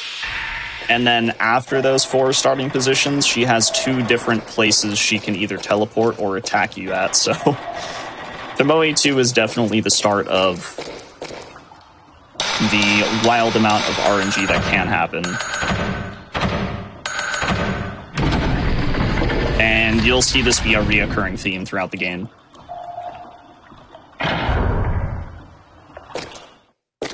Lots of different possibilities, and that's kind of one of the things that makes Fatal Frame so interesting, actually, as a speed game, is kind of being able to improvise, think on the fly. But right here, we're also going to increase speed and power. We had just enough points, so those backup strats that I did just barely gave me enough. So this is the second worst pattern, which is slightly to the right. But we're going to try and finesse her a little bit. Okay. Nope. Nope. Oh, my Miku is got a headache. She got a headache. Where did she go? Hello? Okay. All right. Yeah, see. It's just random.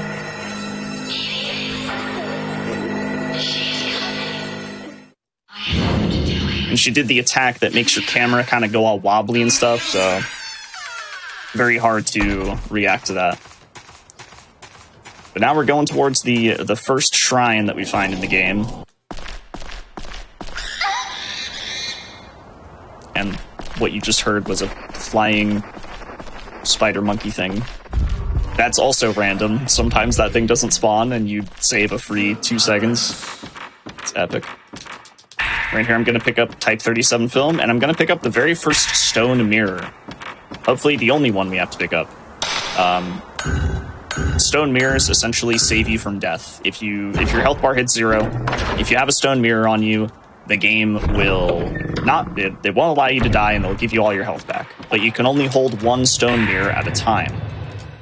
So, you know, even if you do have a stone mirror, gotta be careful. And here he is. Good old Einstein. Or Washington, whatever. That's not the worst RNG, but it's pretty bad. I think I can make it work, though. You usually want them to be a little farther into the shrine, like inside, rather than outside, but we can play it safe and make it work.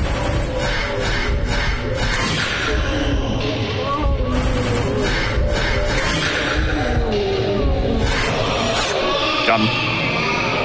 Not bad. Just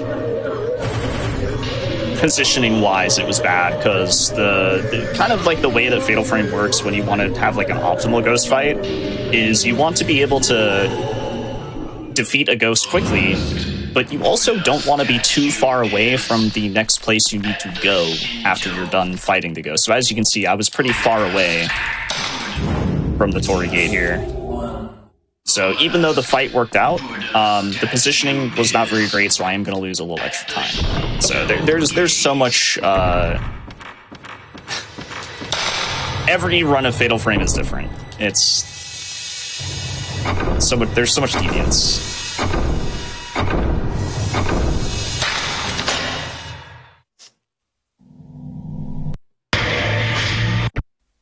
But we are done with night 1. Honestly, pretty bad RNG for night 1. Hopefully night 2 will be a little nicer to us. My hands! I don't know why that cutscene just... It's so silly in a speedrun, because Miku just looks at her hands and then you just skip cutscene to move on. So... here we go. The classic My Eyes ghost. So, yeah, she does not have eyes, which means she cannot see you. So all of the audio cues that she will look out for will be taking pictures and running. Here's Marilyn Manson for a second time. Oh, we got the good RNG. Let's go. Yeah, nice. Thanks, Marilyn Manson. Sick. Yeah, so the My Eyes lady shouldn't have eyes, so if you run, she'll run after you. If you take photos of her, she's going to run after you. There is a strat that you can do, a safe strat called stutter stepping, where you mash the run button, which will confuse her. She will actually think that you're still walking even though you're stutter stepping. That's a good way of avoiding her entirely.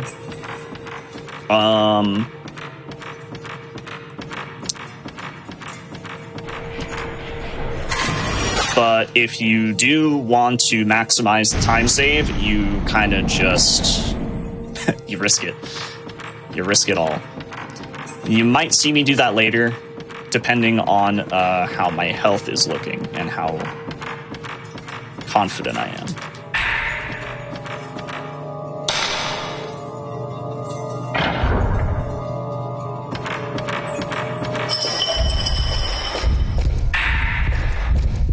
couple of Type 37 films there. Just going to give us plenty of ammo for night 2.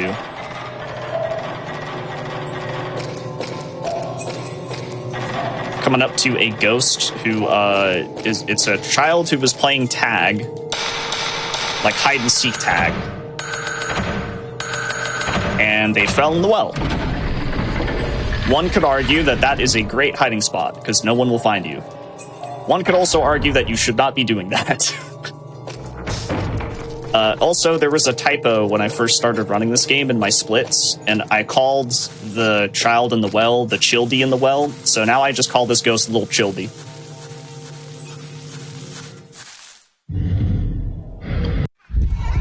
Here's Little Childy. Whoa! That is a very rare bit of movement she just did. Sure.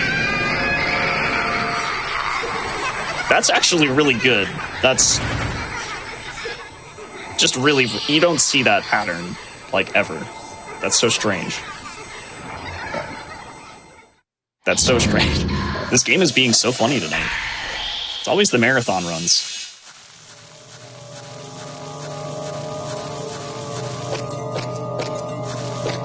Yeah, I would say, like, maybe 1 in, like, 300 runs you'll see that.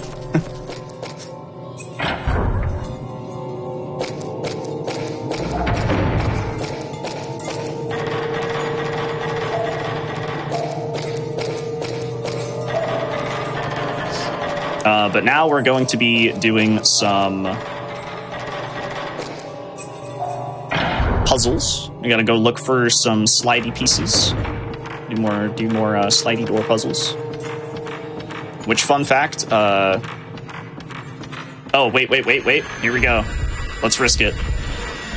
The My Eyes lady, let's just risk going to the door. No stutter stepping. We got it. Let's go. So you can see her flying by when you go through the door there. You can see her flying by. But if you get good luck and you have good timing on how you run out the door, she won't catch you. Anyways. Whoa. Oh, she was angry. She showed up. She showed up, yo. Fun fact about the slidey puzzles. If you run Fatal Frame, you're most likely not even going to remember what those slidey puzzle answers are. You're just going to do them by muscle memory. So I actually have all of the solutions in my splits every time I run this game.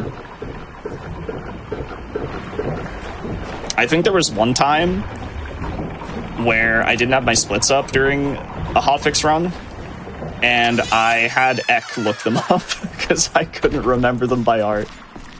Yeah, I have notes for most of the games that I run, and I just, like, whenever I do Fatal Frame, I literally just keep it open the whole time. I think it's like this and the doors. Yeah. Like the other doors. It's the one where, like, has the number the codes. kanji on it. Yeah, the numbers. Yeah.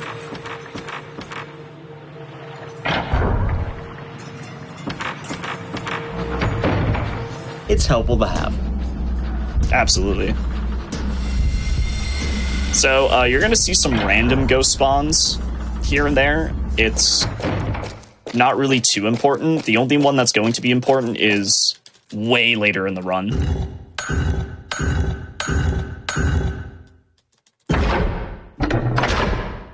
Towards the end of night 2. But night 2 is the longest night. It's got the most amount of things you have to do and collect, and most amount of ghosts you gotta fight.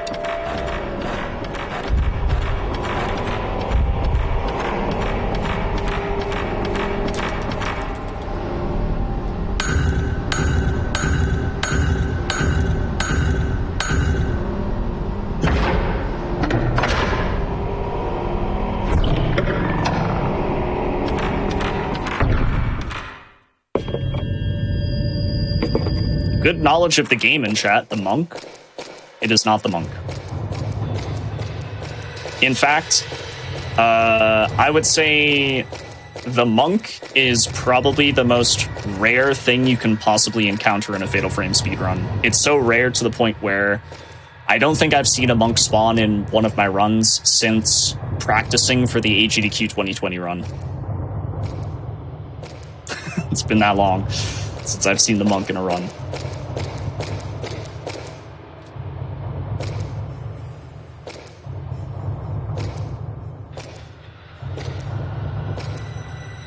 Also, the longest ladder climbs, I think, in any video game ever created.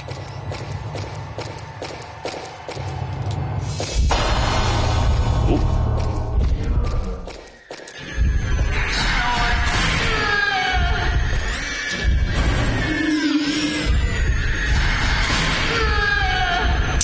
Unfortunate. I was trying to go for like a backup strat for points, but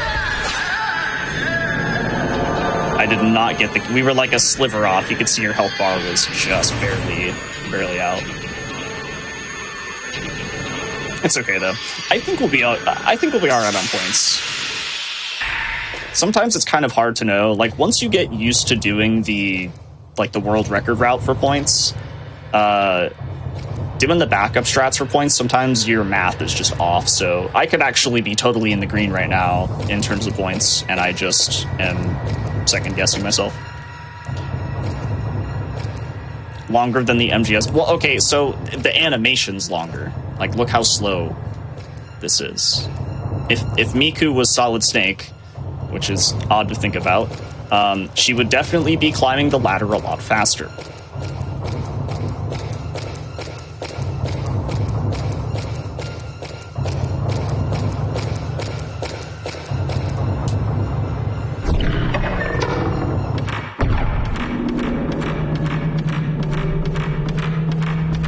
You think she would try climbing the ladder a little faster given the situation. But that's kind of a classic Fatal Frame thing. If anyone's really played the series, you know that 1, 2, 3, 4, and 5, nobody really runs. Actually, no, 5 they run. 1, 2, 3, and 4 they don't run, but 5 they do, actually. That's when they start realizing, like, ghosts are scary. Little candle puzzle here. Just have to light up all the red ones without the white ones being lit up, and we're gonna do risky strats. We're gonna stutter step for like the first half a second, and then we're just gonna go straight for the door, and hopefully our angle is good. We're gonna wait a sec. Okay, run. Good start. Really good start. I think she flew by at the right time. We got it. We got the risky strat. Very cool. So now we're gonna do quick shots. Very good. I just got a gold split. I've ran this game for a really long time, so whenever you get a gold split, it's like, wow, okay. What the heck? That was really good. Good stuff. Very cool. Good risky, no starter steps, good fight.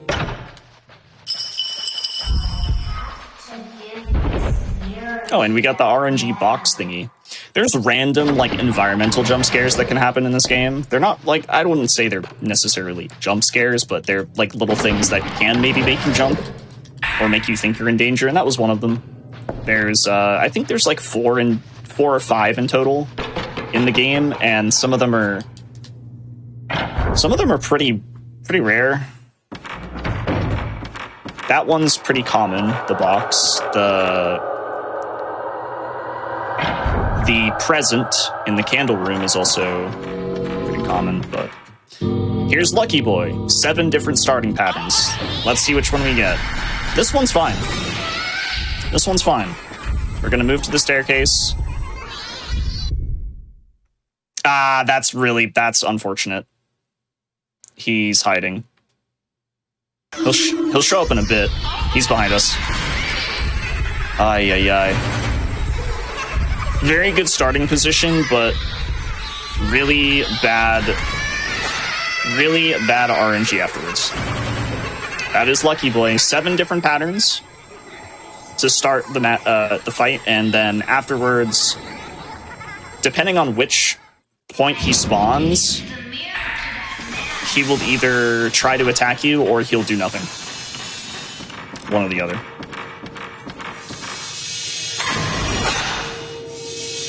But that is a Lucky Boy. Back when I started running the game, I didn't really care too much about Lucky Boy's RNG, like how much time I would save or lose. But once I started optimizing the game alongside Alien, like, Lucky Boy started to become very, very important.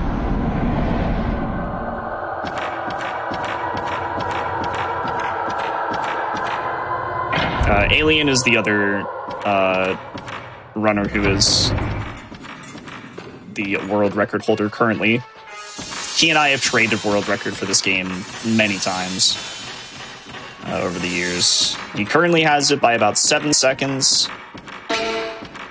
but it is still not sub 110. I'm not sure where this game will go, but sub 110 is the next realistic minute barrier, and either he and I need to get it, because it would be a shame if we didn't. He was only 2 seconds off. I was 9 seconds off, he was 2 seconds off. So one day, either of us are going to get it. Alright, here is the My Eyes Lady again. We're going to fully charge the first shot. Get a good amount of charge on the second. Go in for a quick shot. Very nice. Very nice fight. Textbook. Oh no, it's just the amount of RNG. no lore reasons. The only ghost that I have a name for lore reasons will show up later. You might get a kick out of it, maybe not, I don't know.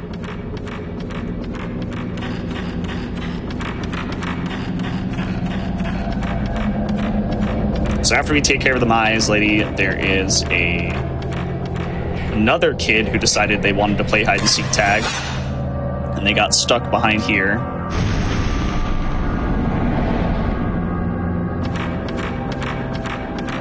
You know, when you like really commit to the bit, you're like, oh man, they haven't found me for like a couple of hours. Like, surely I'm the winner, right?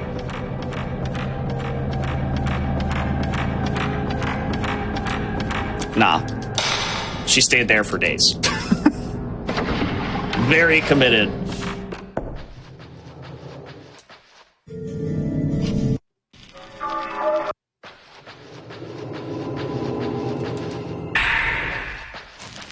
So we got the bronze key. We're going to open up a safe with that bronze key, which is going to lead us to definitely one of the most interesting fights to watch if it goes really well. The Yae fight. Really, like, if you get all of the quick shots and you get the good fight, like, it is sick how fast you can actually defeat her and, like, how cool it looks. Especially if you've played this game before and you know, like, how hard some of these fights can be, how stubborn they are when it comes to letting you get good photos in.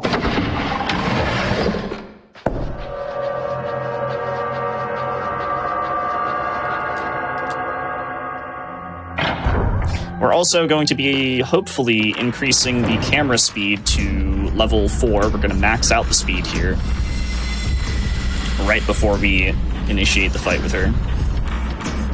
This is a scripted ghost spawn. This one always happens, pretty much no matter what you do. She's going to either slap or grab. She grabbed. Oh, okay, she did. She compromised. Sometimes ghosts can grab you, but then they'll actually just slap you out of the grab. We'll take that. That's fine.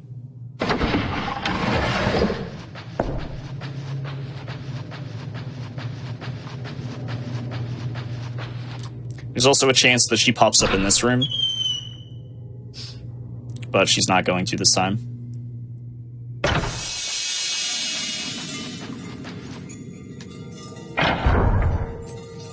Yeah, the most common random ghost spawn is the lady who fell off the roof. That is the most common one to show up.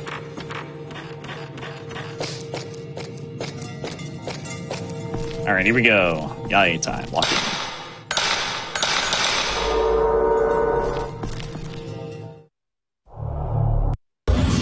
And good pattern. Yeah. Ooh.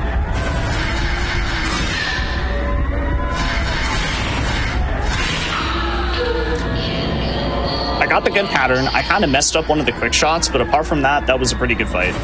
I mean, you see how quick, like, the health bar just starts dropping when you can line up consistent shots over and over, and you don't have to wait for that cooldown period. Where did my daughter go? So, pretty quick Yae fight.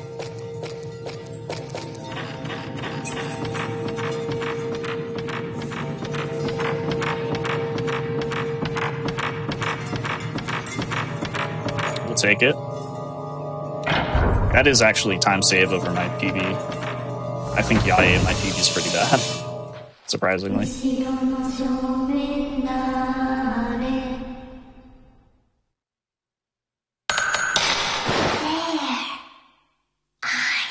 So top right, solution to picking the doll puzzle right here.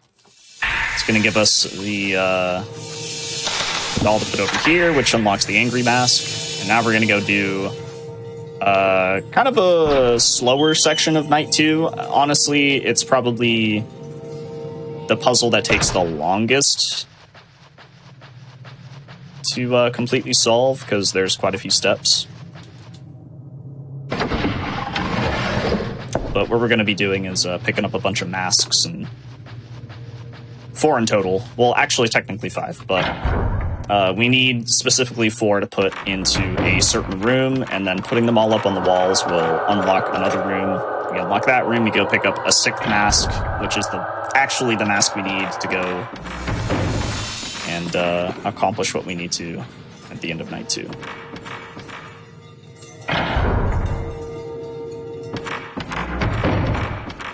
We're going to be doing a animation cancel here. So there's a rope that drops. And, you know, Barry Burton's just, like, hanging up there on the ceiling. And he's like, I've got a rope here. And then you just, you know, you pull out your camera to skip the animation of Miku being like, ah! So neat little time save. Funny enough, Barry Burton is way too scared if a ghost is following you. So if a ghost is following you in that room, the rope won't drop. Which is a free time save that is completely random. So here are 2 of the masks. We use the angry mask to get in here. We're going to go pick up the sad mask.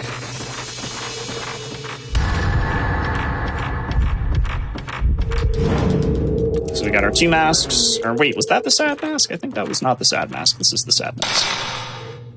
Look, he's so sad.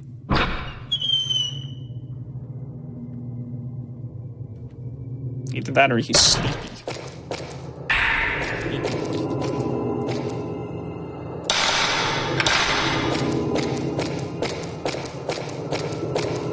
And we're gonna have another encounter with the My Eyes ghost. You do fight this ghost quite often. But in the speedrun, we should be making pretty quick work of this fight, unless I completely mess up. But this fight usually is consistent. So we got a full charge there. We're gonna wait.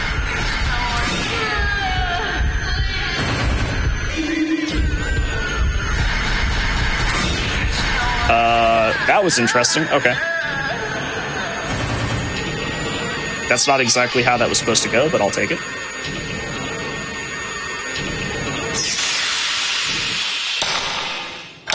Okay, so we're gonna pick up the happy mask.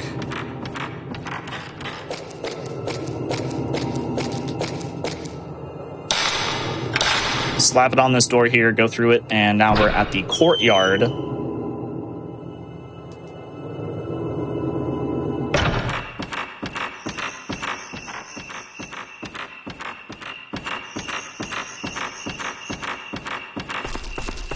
Where we're gonna go pick up another piece of a slidey puzzle.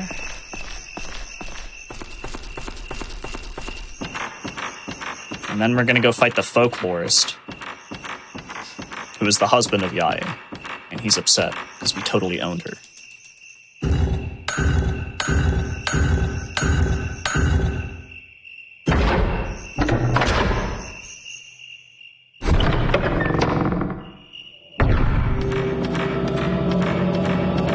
Alright, let's see what he does. I'm too far back. That should work. That didn't work somehow. I am confused. What do you... There we go.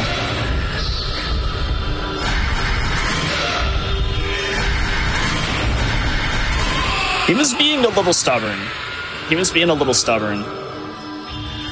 There was an animation that he did that was not...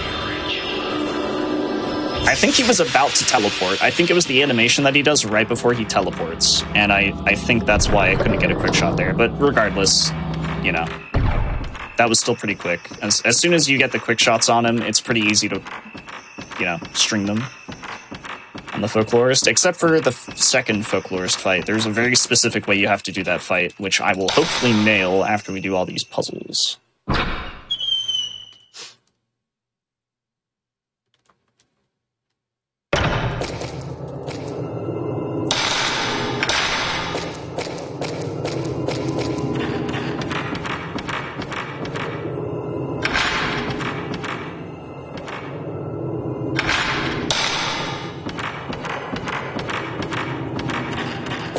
Also, I would like to point out something that I have yet to say during this run.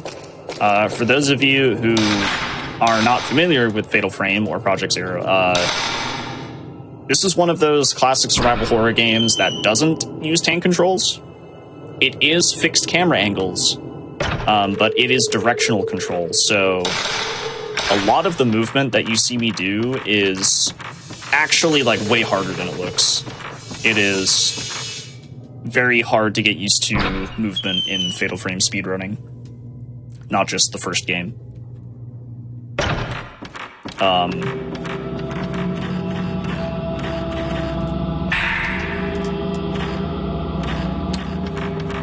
yeah, it is very tricky. So some of these rooms you'll see I'll mess up movement here and there, and that's because it's just so specific to try to get the right angle. You know, you're like flicking your analog stick to the right angle before the camera angle changes. Because if you do it too late, then you're flicking the stick suddenly in the wrong direction because the camera angle changed, and now you're turning Miku around. And yeah, it's definitely hard to balance. And it's like that for the other Fatal Frame games as well, except for 4 and 5 is when they start to adopt the kind of over-the-shoulder vibe. But 1, 2, and 3 are all like that. They're all fixed cameras, and fixed and dynamic cameras with not tank controls.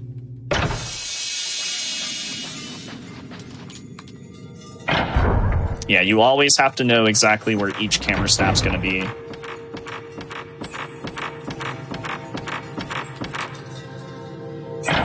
Definitely makes learning this game a lot harder. But, I mean, if anyone really does want to learn how to speedrun Fatal Frame, like, I am pretty open to answering questions. And helping out if I can. It's not an easy game by any means, but it's not hard to learn. Like, you can easily learn this game and get, like, a decent time.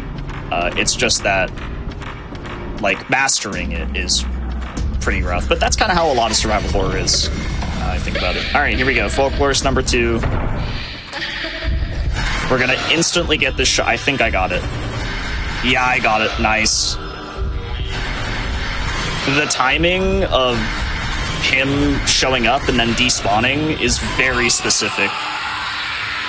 So if you don't instantly turn to the right as soon as he spawns and take a picture, you will not get the optimal quick shot here. You will start the fight praying for RNG to be on your side. But if you can get that first shot off like you just saw, it is consistent, and you can can take him out. Very important strat. One of those, like I said earlier, one of those strats that we didn't know about for a really long time. And then when we actually found it, it like really changed things because we were no longer losing anywhere between like 10 to 20 seconds here. We just started taking him out right away. And 10 to 20 seconds is a lot. It's a lot.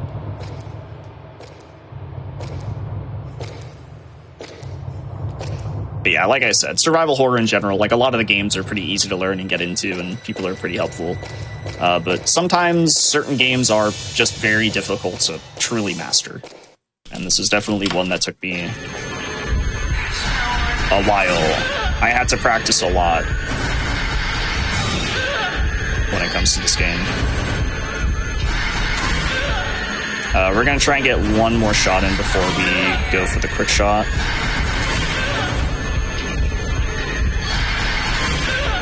And dead. Whoa. Hello?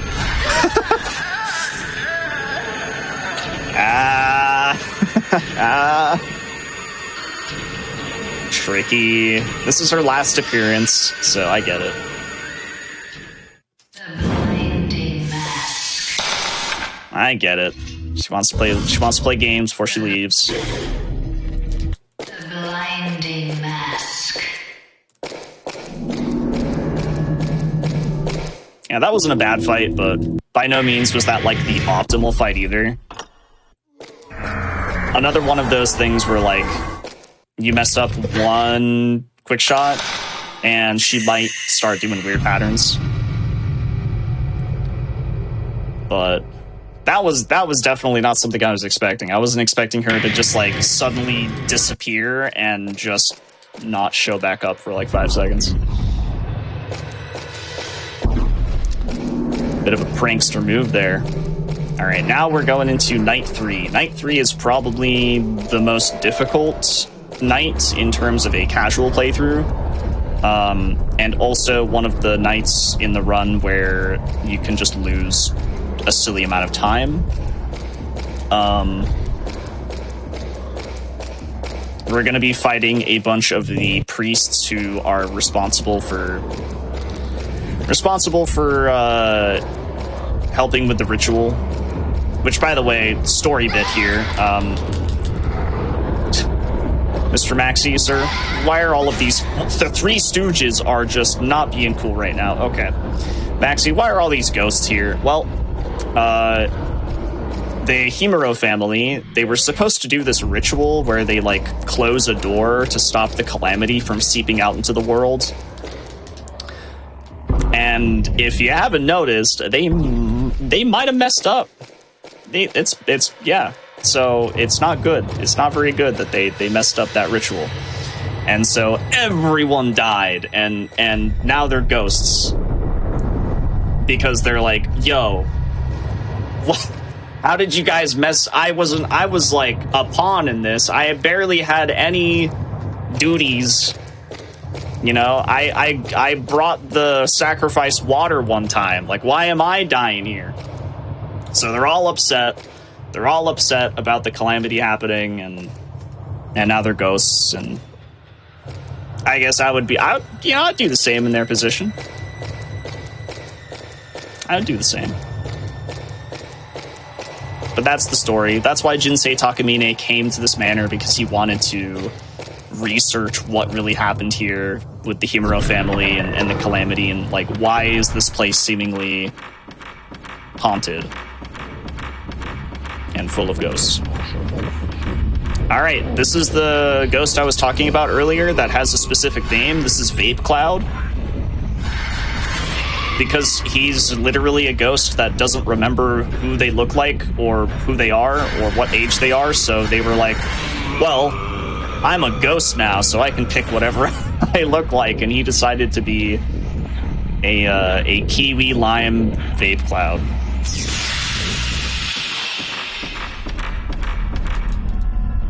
That's actual lore.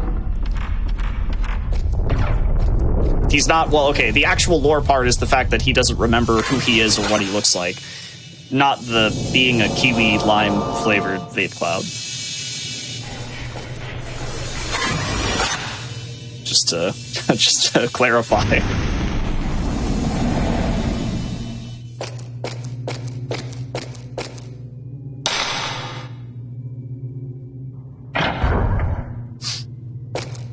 Just to clarify.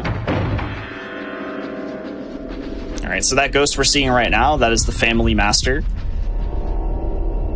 Another very important person in the ritual. The one who kind of looks over everything as the family performs like the rope shrine ritual and stuff. And Kyrie is the rope shrine maiden, which is the little girl that shows up a lot in the cutscenes. You learn a lot about her throughout the game. All right, Family Master 1. A little tricky. Family Master 1 sometimes doesn't like to play nice. We're going to be fighting him right after we put all of these ceremonial ropes on the statues. I honestly haven't really been paying attention to my ammo. A lot of the... I must admit, Night 2 did go pretty well, all things considered, compared to Night 1. So I think maybe ammo will be fine.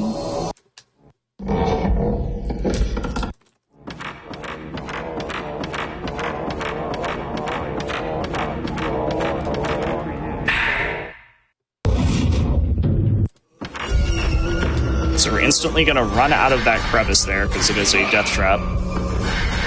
String up a quick shot, and then we're going to run through him. Oh. Okay, that's fine.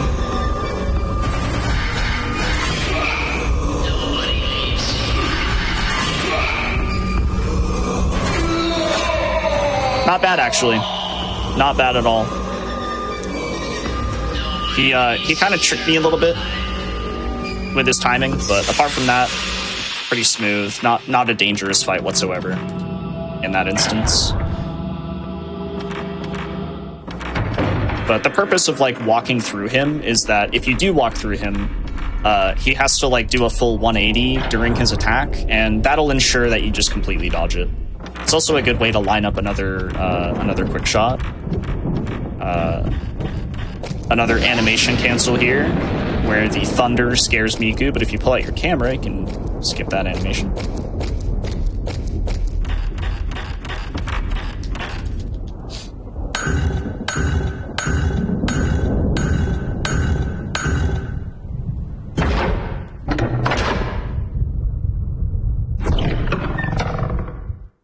And now we're just going to be activating a puzzle, which is going to involve us going around and exercising these 4 priests that I mentioned earlier. But first, they don't spawn unless we take a picture of their the location. So taking a picture of these buttons will show us the location of the priest, and then we exercise the priest, come back, press the button, yada yada. You kind of get the gist of it. Interesting question in the chat. What kind of drums do I have? I have a very old PDP X7 prototype. I use the 8-inch, 10-inch, 8-inch, 10-inch, 14-inch, and 16-inch toms. I do not use the 12-inch tom. I have it still, I just don't use it. Classic, it's a pretty classic kit. If you don't know what PDP is, it's like a you know, the parent company's DW, so it's high quality, but it is an older model of a PDP kit. Cool question. I do play the drums. I'm a big fan of the drums. All right, first priest fight. This is the water priest. Why do I call him water priest? Well, because he's surrounded by water. All of these priests are named after Pokemon types. Because why not? Like I said earlier, when you're a speedrunner, if you've been running a game for this long, you just kind of start making up names. So what we're going to do right now is we're actually going to switch to type 74. Increase range. And hopefully the next shot... Oh, okay, this one he'll die. Great fight, by the way. That was the best RNG you can possibly get on Water Priest. He did not hide his head, because that is something these priests do. They will actually completely hide their head, which means you can't take a picture of them. So, that is the best possible RNG that you can get on a priest.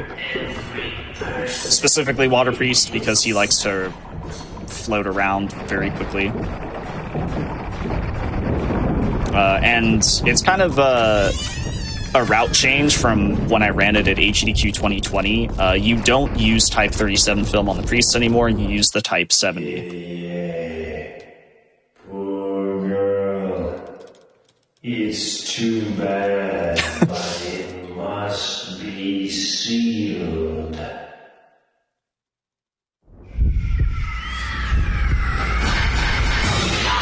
Good. He's gonna hide his head, and he's gonna try to come forward. We're gonna run towards the next area we gotta go to, and then we're gonna take him out. That was not very good luck, but it happens. I usually expect the fighting priest to do that. That's fighting priest, because he always wants to throw hands. He always does. He just always floats towards you, and he's like, "Oh, I'm gonna beat you up." It happens very often. Purpose is to die. The best RNG you can get there is when he just stands. Sometimes he literally just stands in place and tries to like throw stuff at you. The priests have like their up close attack where they get up close and personal and they just try to like grab you or punch you or something. And then they have their long range attack, which is throwing little like blue flamey things at you. That's usually the good attack you want, when they just kind of stand there and throw stuff. Let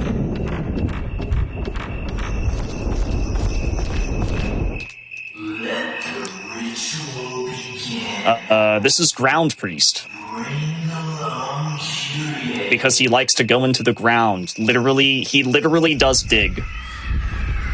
He literally performs the attack dig. Look, he's doing it right now. Look at him.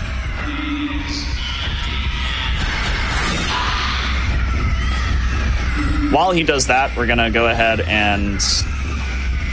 What are you doing? You're up here? This is a very strange spot for you to be.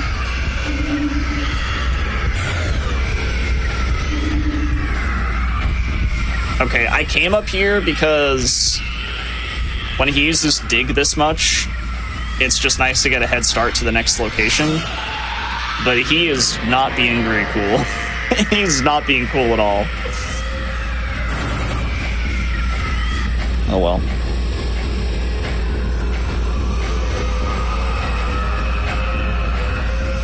Oh well.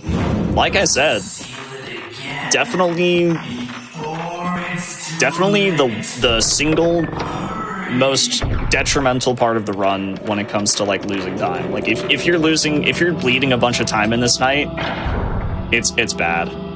It's really bad. It's usually when you're on PB pace and you get here, it's the run either dies or you are on insane pace. Either or. All right, here we go. Cool. We didn't get the extra ghost spawn. There is an extra ghost that can spawn in this room, but we did not get it, which is nice. Ooh, you're getting really close. I don't like that. You don't usually do this. This is what she usually does. She kind of just floats around.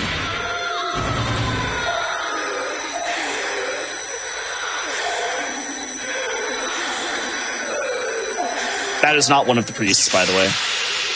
That is just a random lady ghost who, I forget the lore. I don't remember the lore about her.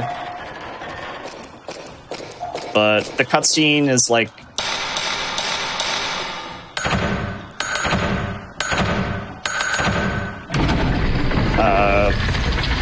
I think there's like a cutscene at some point in the game where she's like present.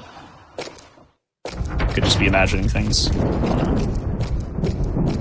There's a couple of ghosts in the Fatal Frame series that don't really have a whole lot written about them. All right, we're gonna go far right here so that we can avoid an animation that happens, and we have just enough points to upgrade to max power 3. Level 3 max powers. Definitely something you would want a couple of priests ago, but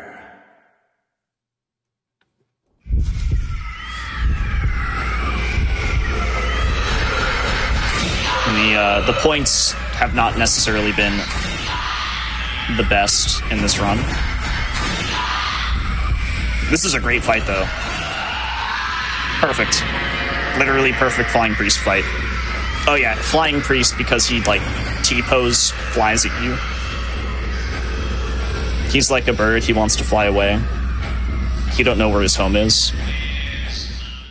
When the calamity comes, we're all dead.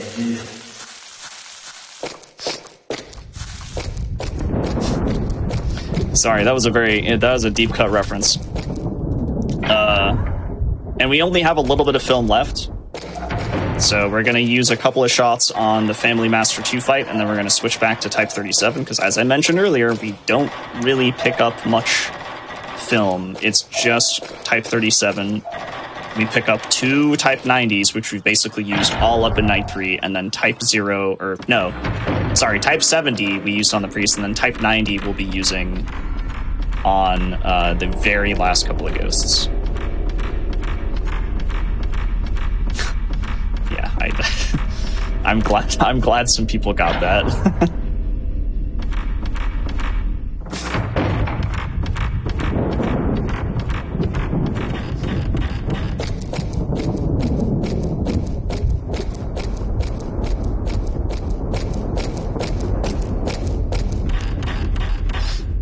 Okay.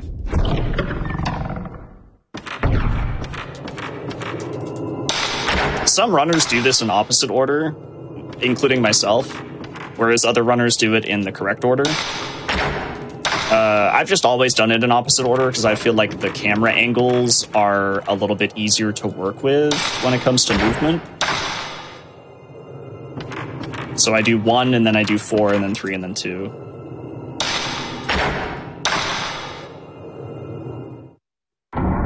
But to be honest, it's kind of preference, this room, the way that you do it.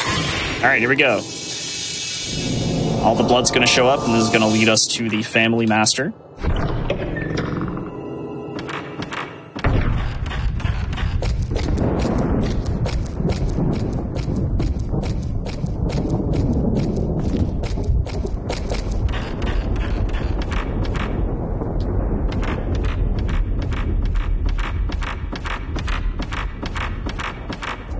Well, I will say this, that's a great point. Like, how do people actually access these games nowadays? Like, how do people play them?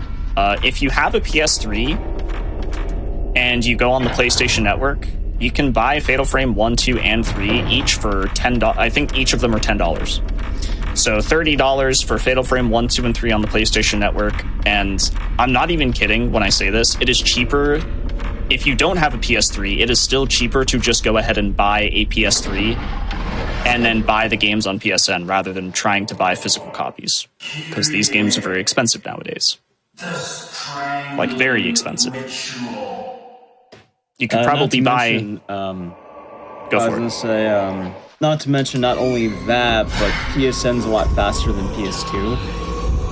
Yeah, RTA, it wouldn't be applicable to, like, the end time, but if you just wanted to get more attempts out, but, like, yeah, load's way faster. That is very true. That's a good point. So, like I said, Family Master 2 does not play nice. Gonna go back to Type 37, rather. There we go. There's a quick shot. We'll string up another.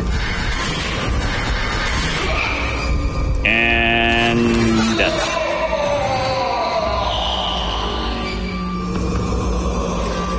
I have a nickname for Family Master. His name is Die Fast Man. Distant cousin of Die Hardman. Is tainted now. But the reason why I call him that is because he has a very dangerous string of attacks he can do, which he did do, but I have a stone mirror, so I wasn't worried. That stone mirror is just going to keep me alive.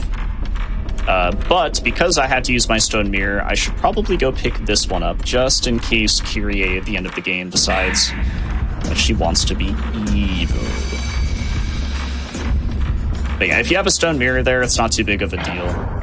You can recover the fight, even if he does the whirlwind harpoon insta-kill thing.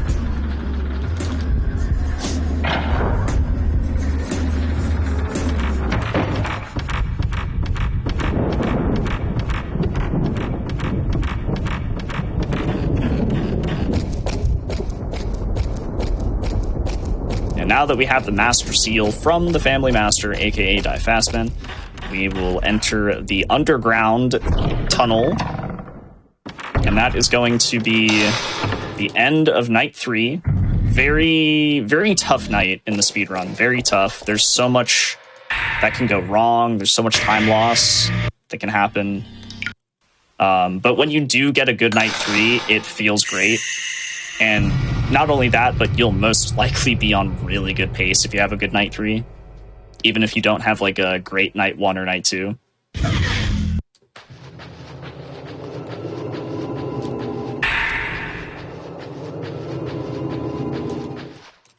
Gonna pick up some sheet music, play a little song, opens up this secret door, and then we are going to head towards the only bit of Healy tech. Yes, Heelys. Miku secretly has wheels on the bottom sides of her boots, and you're gonna see them in action right now.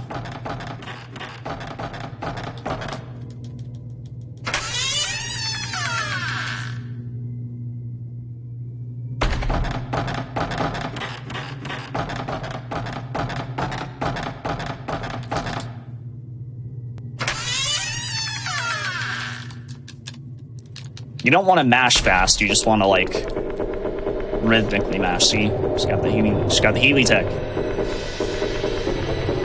This is where we're going to pick up our Type 90 film, the only Type 90 film that we pick up in the game. It's specifically going to be for the last few ghosts. And there we go. Healy tech done. It's the only time in the game where you do that because it's the only time in the game where you just are walking slower. Because you're up on, like, you know, you're up on the beams, like, way high up, so Miku doesn't want to go full speed in case she slips. Understandable, really. And that is where Kyrie was kept. That's Kyrie's room, her cell. And now that we've taken her hairpin, she's like, yo, that's mine. I'm coming after you now. In a Fatal Frame game, if the screen goes black and white, that means you will die. If that ghost touches you, you're dead. Fortunately, Kyrie is not extremely quick or anything like that. Like, you can easily outrun her.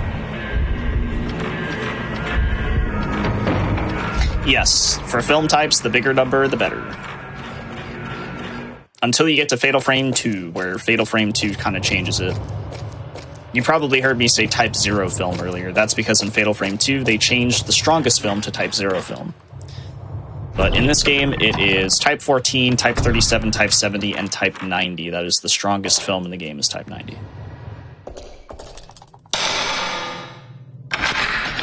So now that we've taken Kyrie's hairpin, we can open up the secret door in the underground tunnel, and that's going to lead us to something that's very iconic in the Fatal Frame series, just in general, like underground ritual shrine in Scary Tunnel with Torii gates and stuff. And we have the 2 last regular ghosts of the run. This is Dumb and Dumber, or Dumb and Dummette.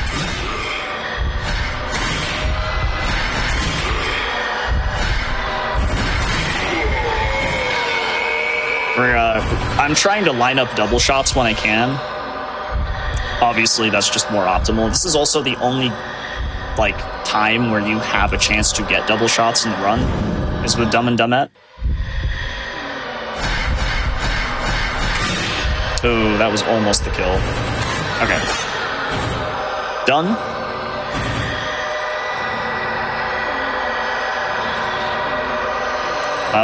The most optimal fight you can get there is when Dumbette in the back decides to not only hover to the right, but then after she's done hovering to the right, she hovers back to the left, and then you can string up like 3 double shots, and that usually leads to the kill. Real quick, we are going to change to type 90 now. One fully charged Type 90 shot will defeat the first Rope Shrine Maiden fight, and then the second Rope Shrine Maiden fight, we're going to be taking, I think, 3 photos with the Type 90.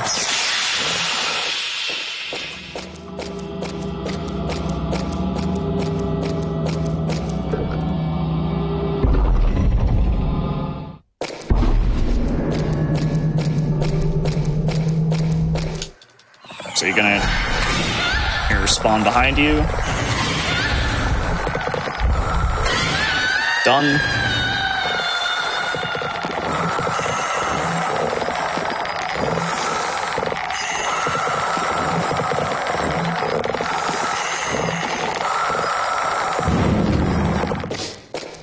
And now we only have one more fight to go in the entire game. This is the final boss, Kyrie, and she...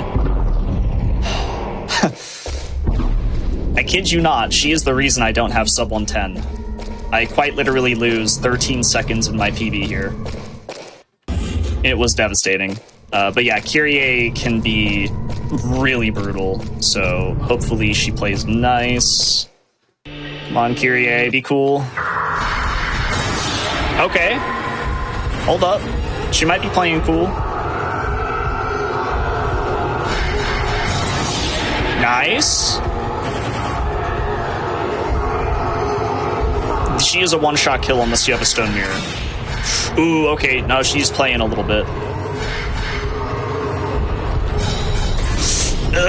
And she also recovers health over time, which I forgot to mention. Yep, you just saw it. Okay, there's one. We got her, but she might do it again. She might do the crazy wobbly. Oh, we got her. We got her. Okay. That was a bad Kyrie. She could have done a lot worse, but like, yeah, that was not a good Kyrie. She was playing for sure. She's playing around. All right, time is coming up in 3, 2, 1. Time. Nice. GG.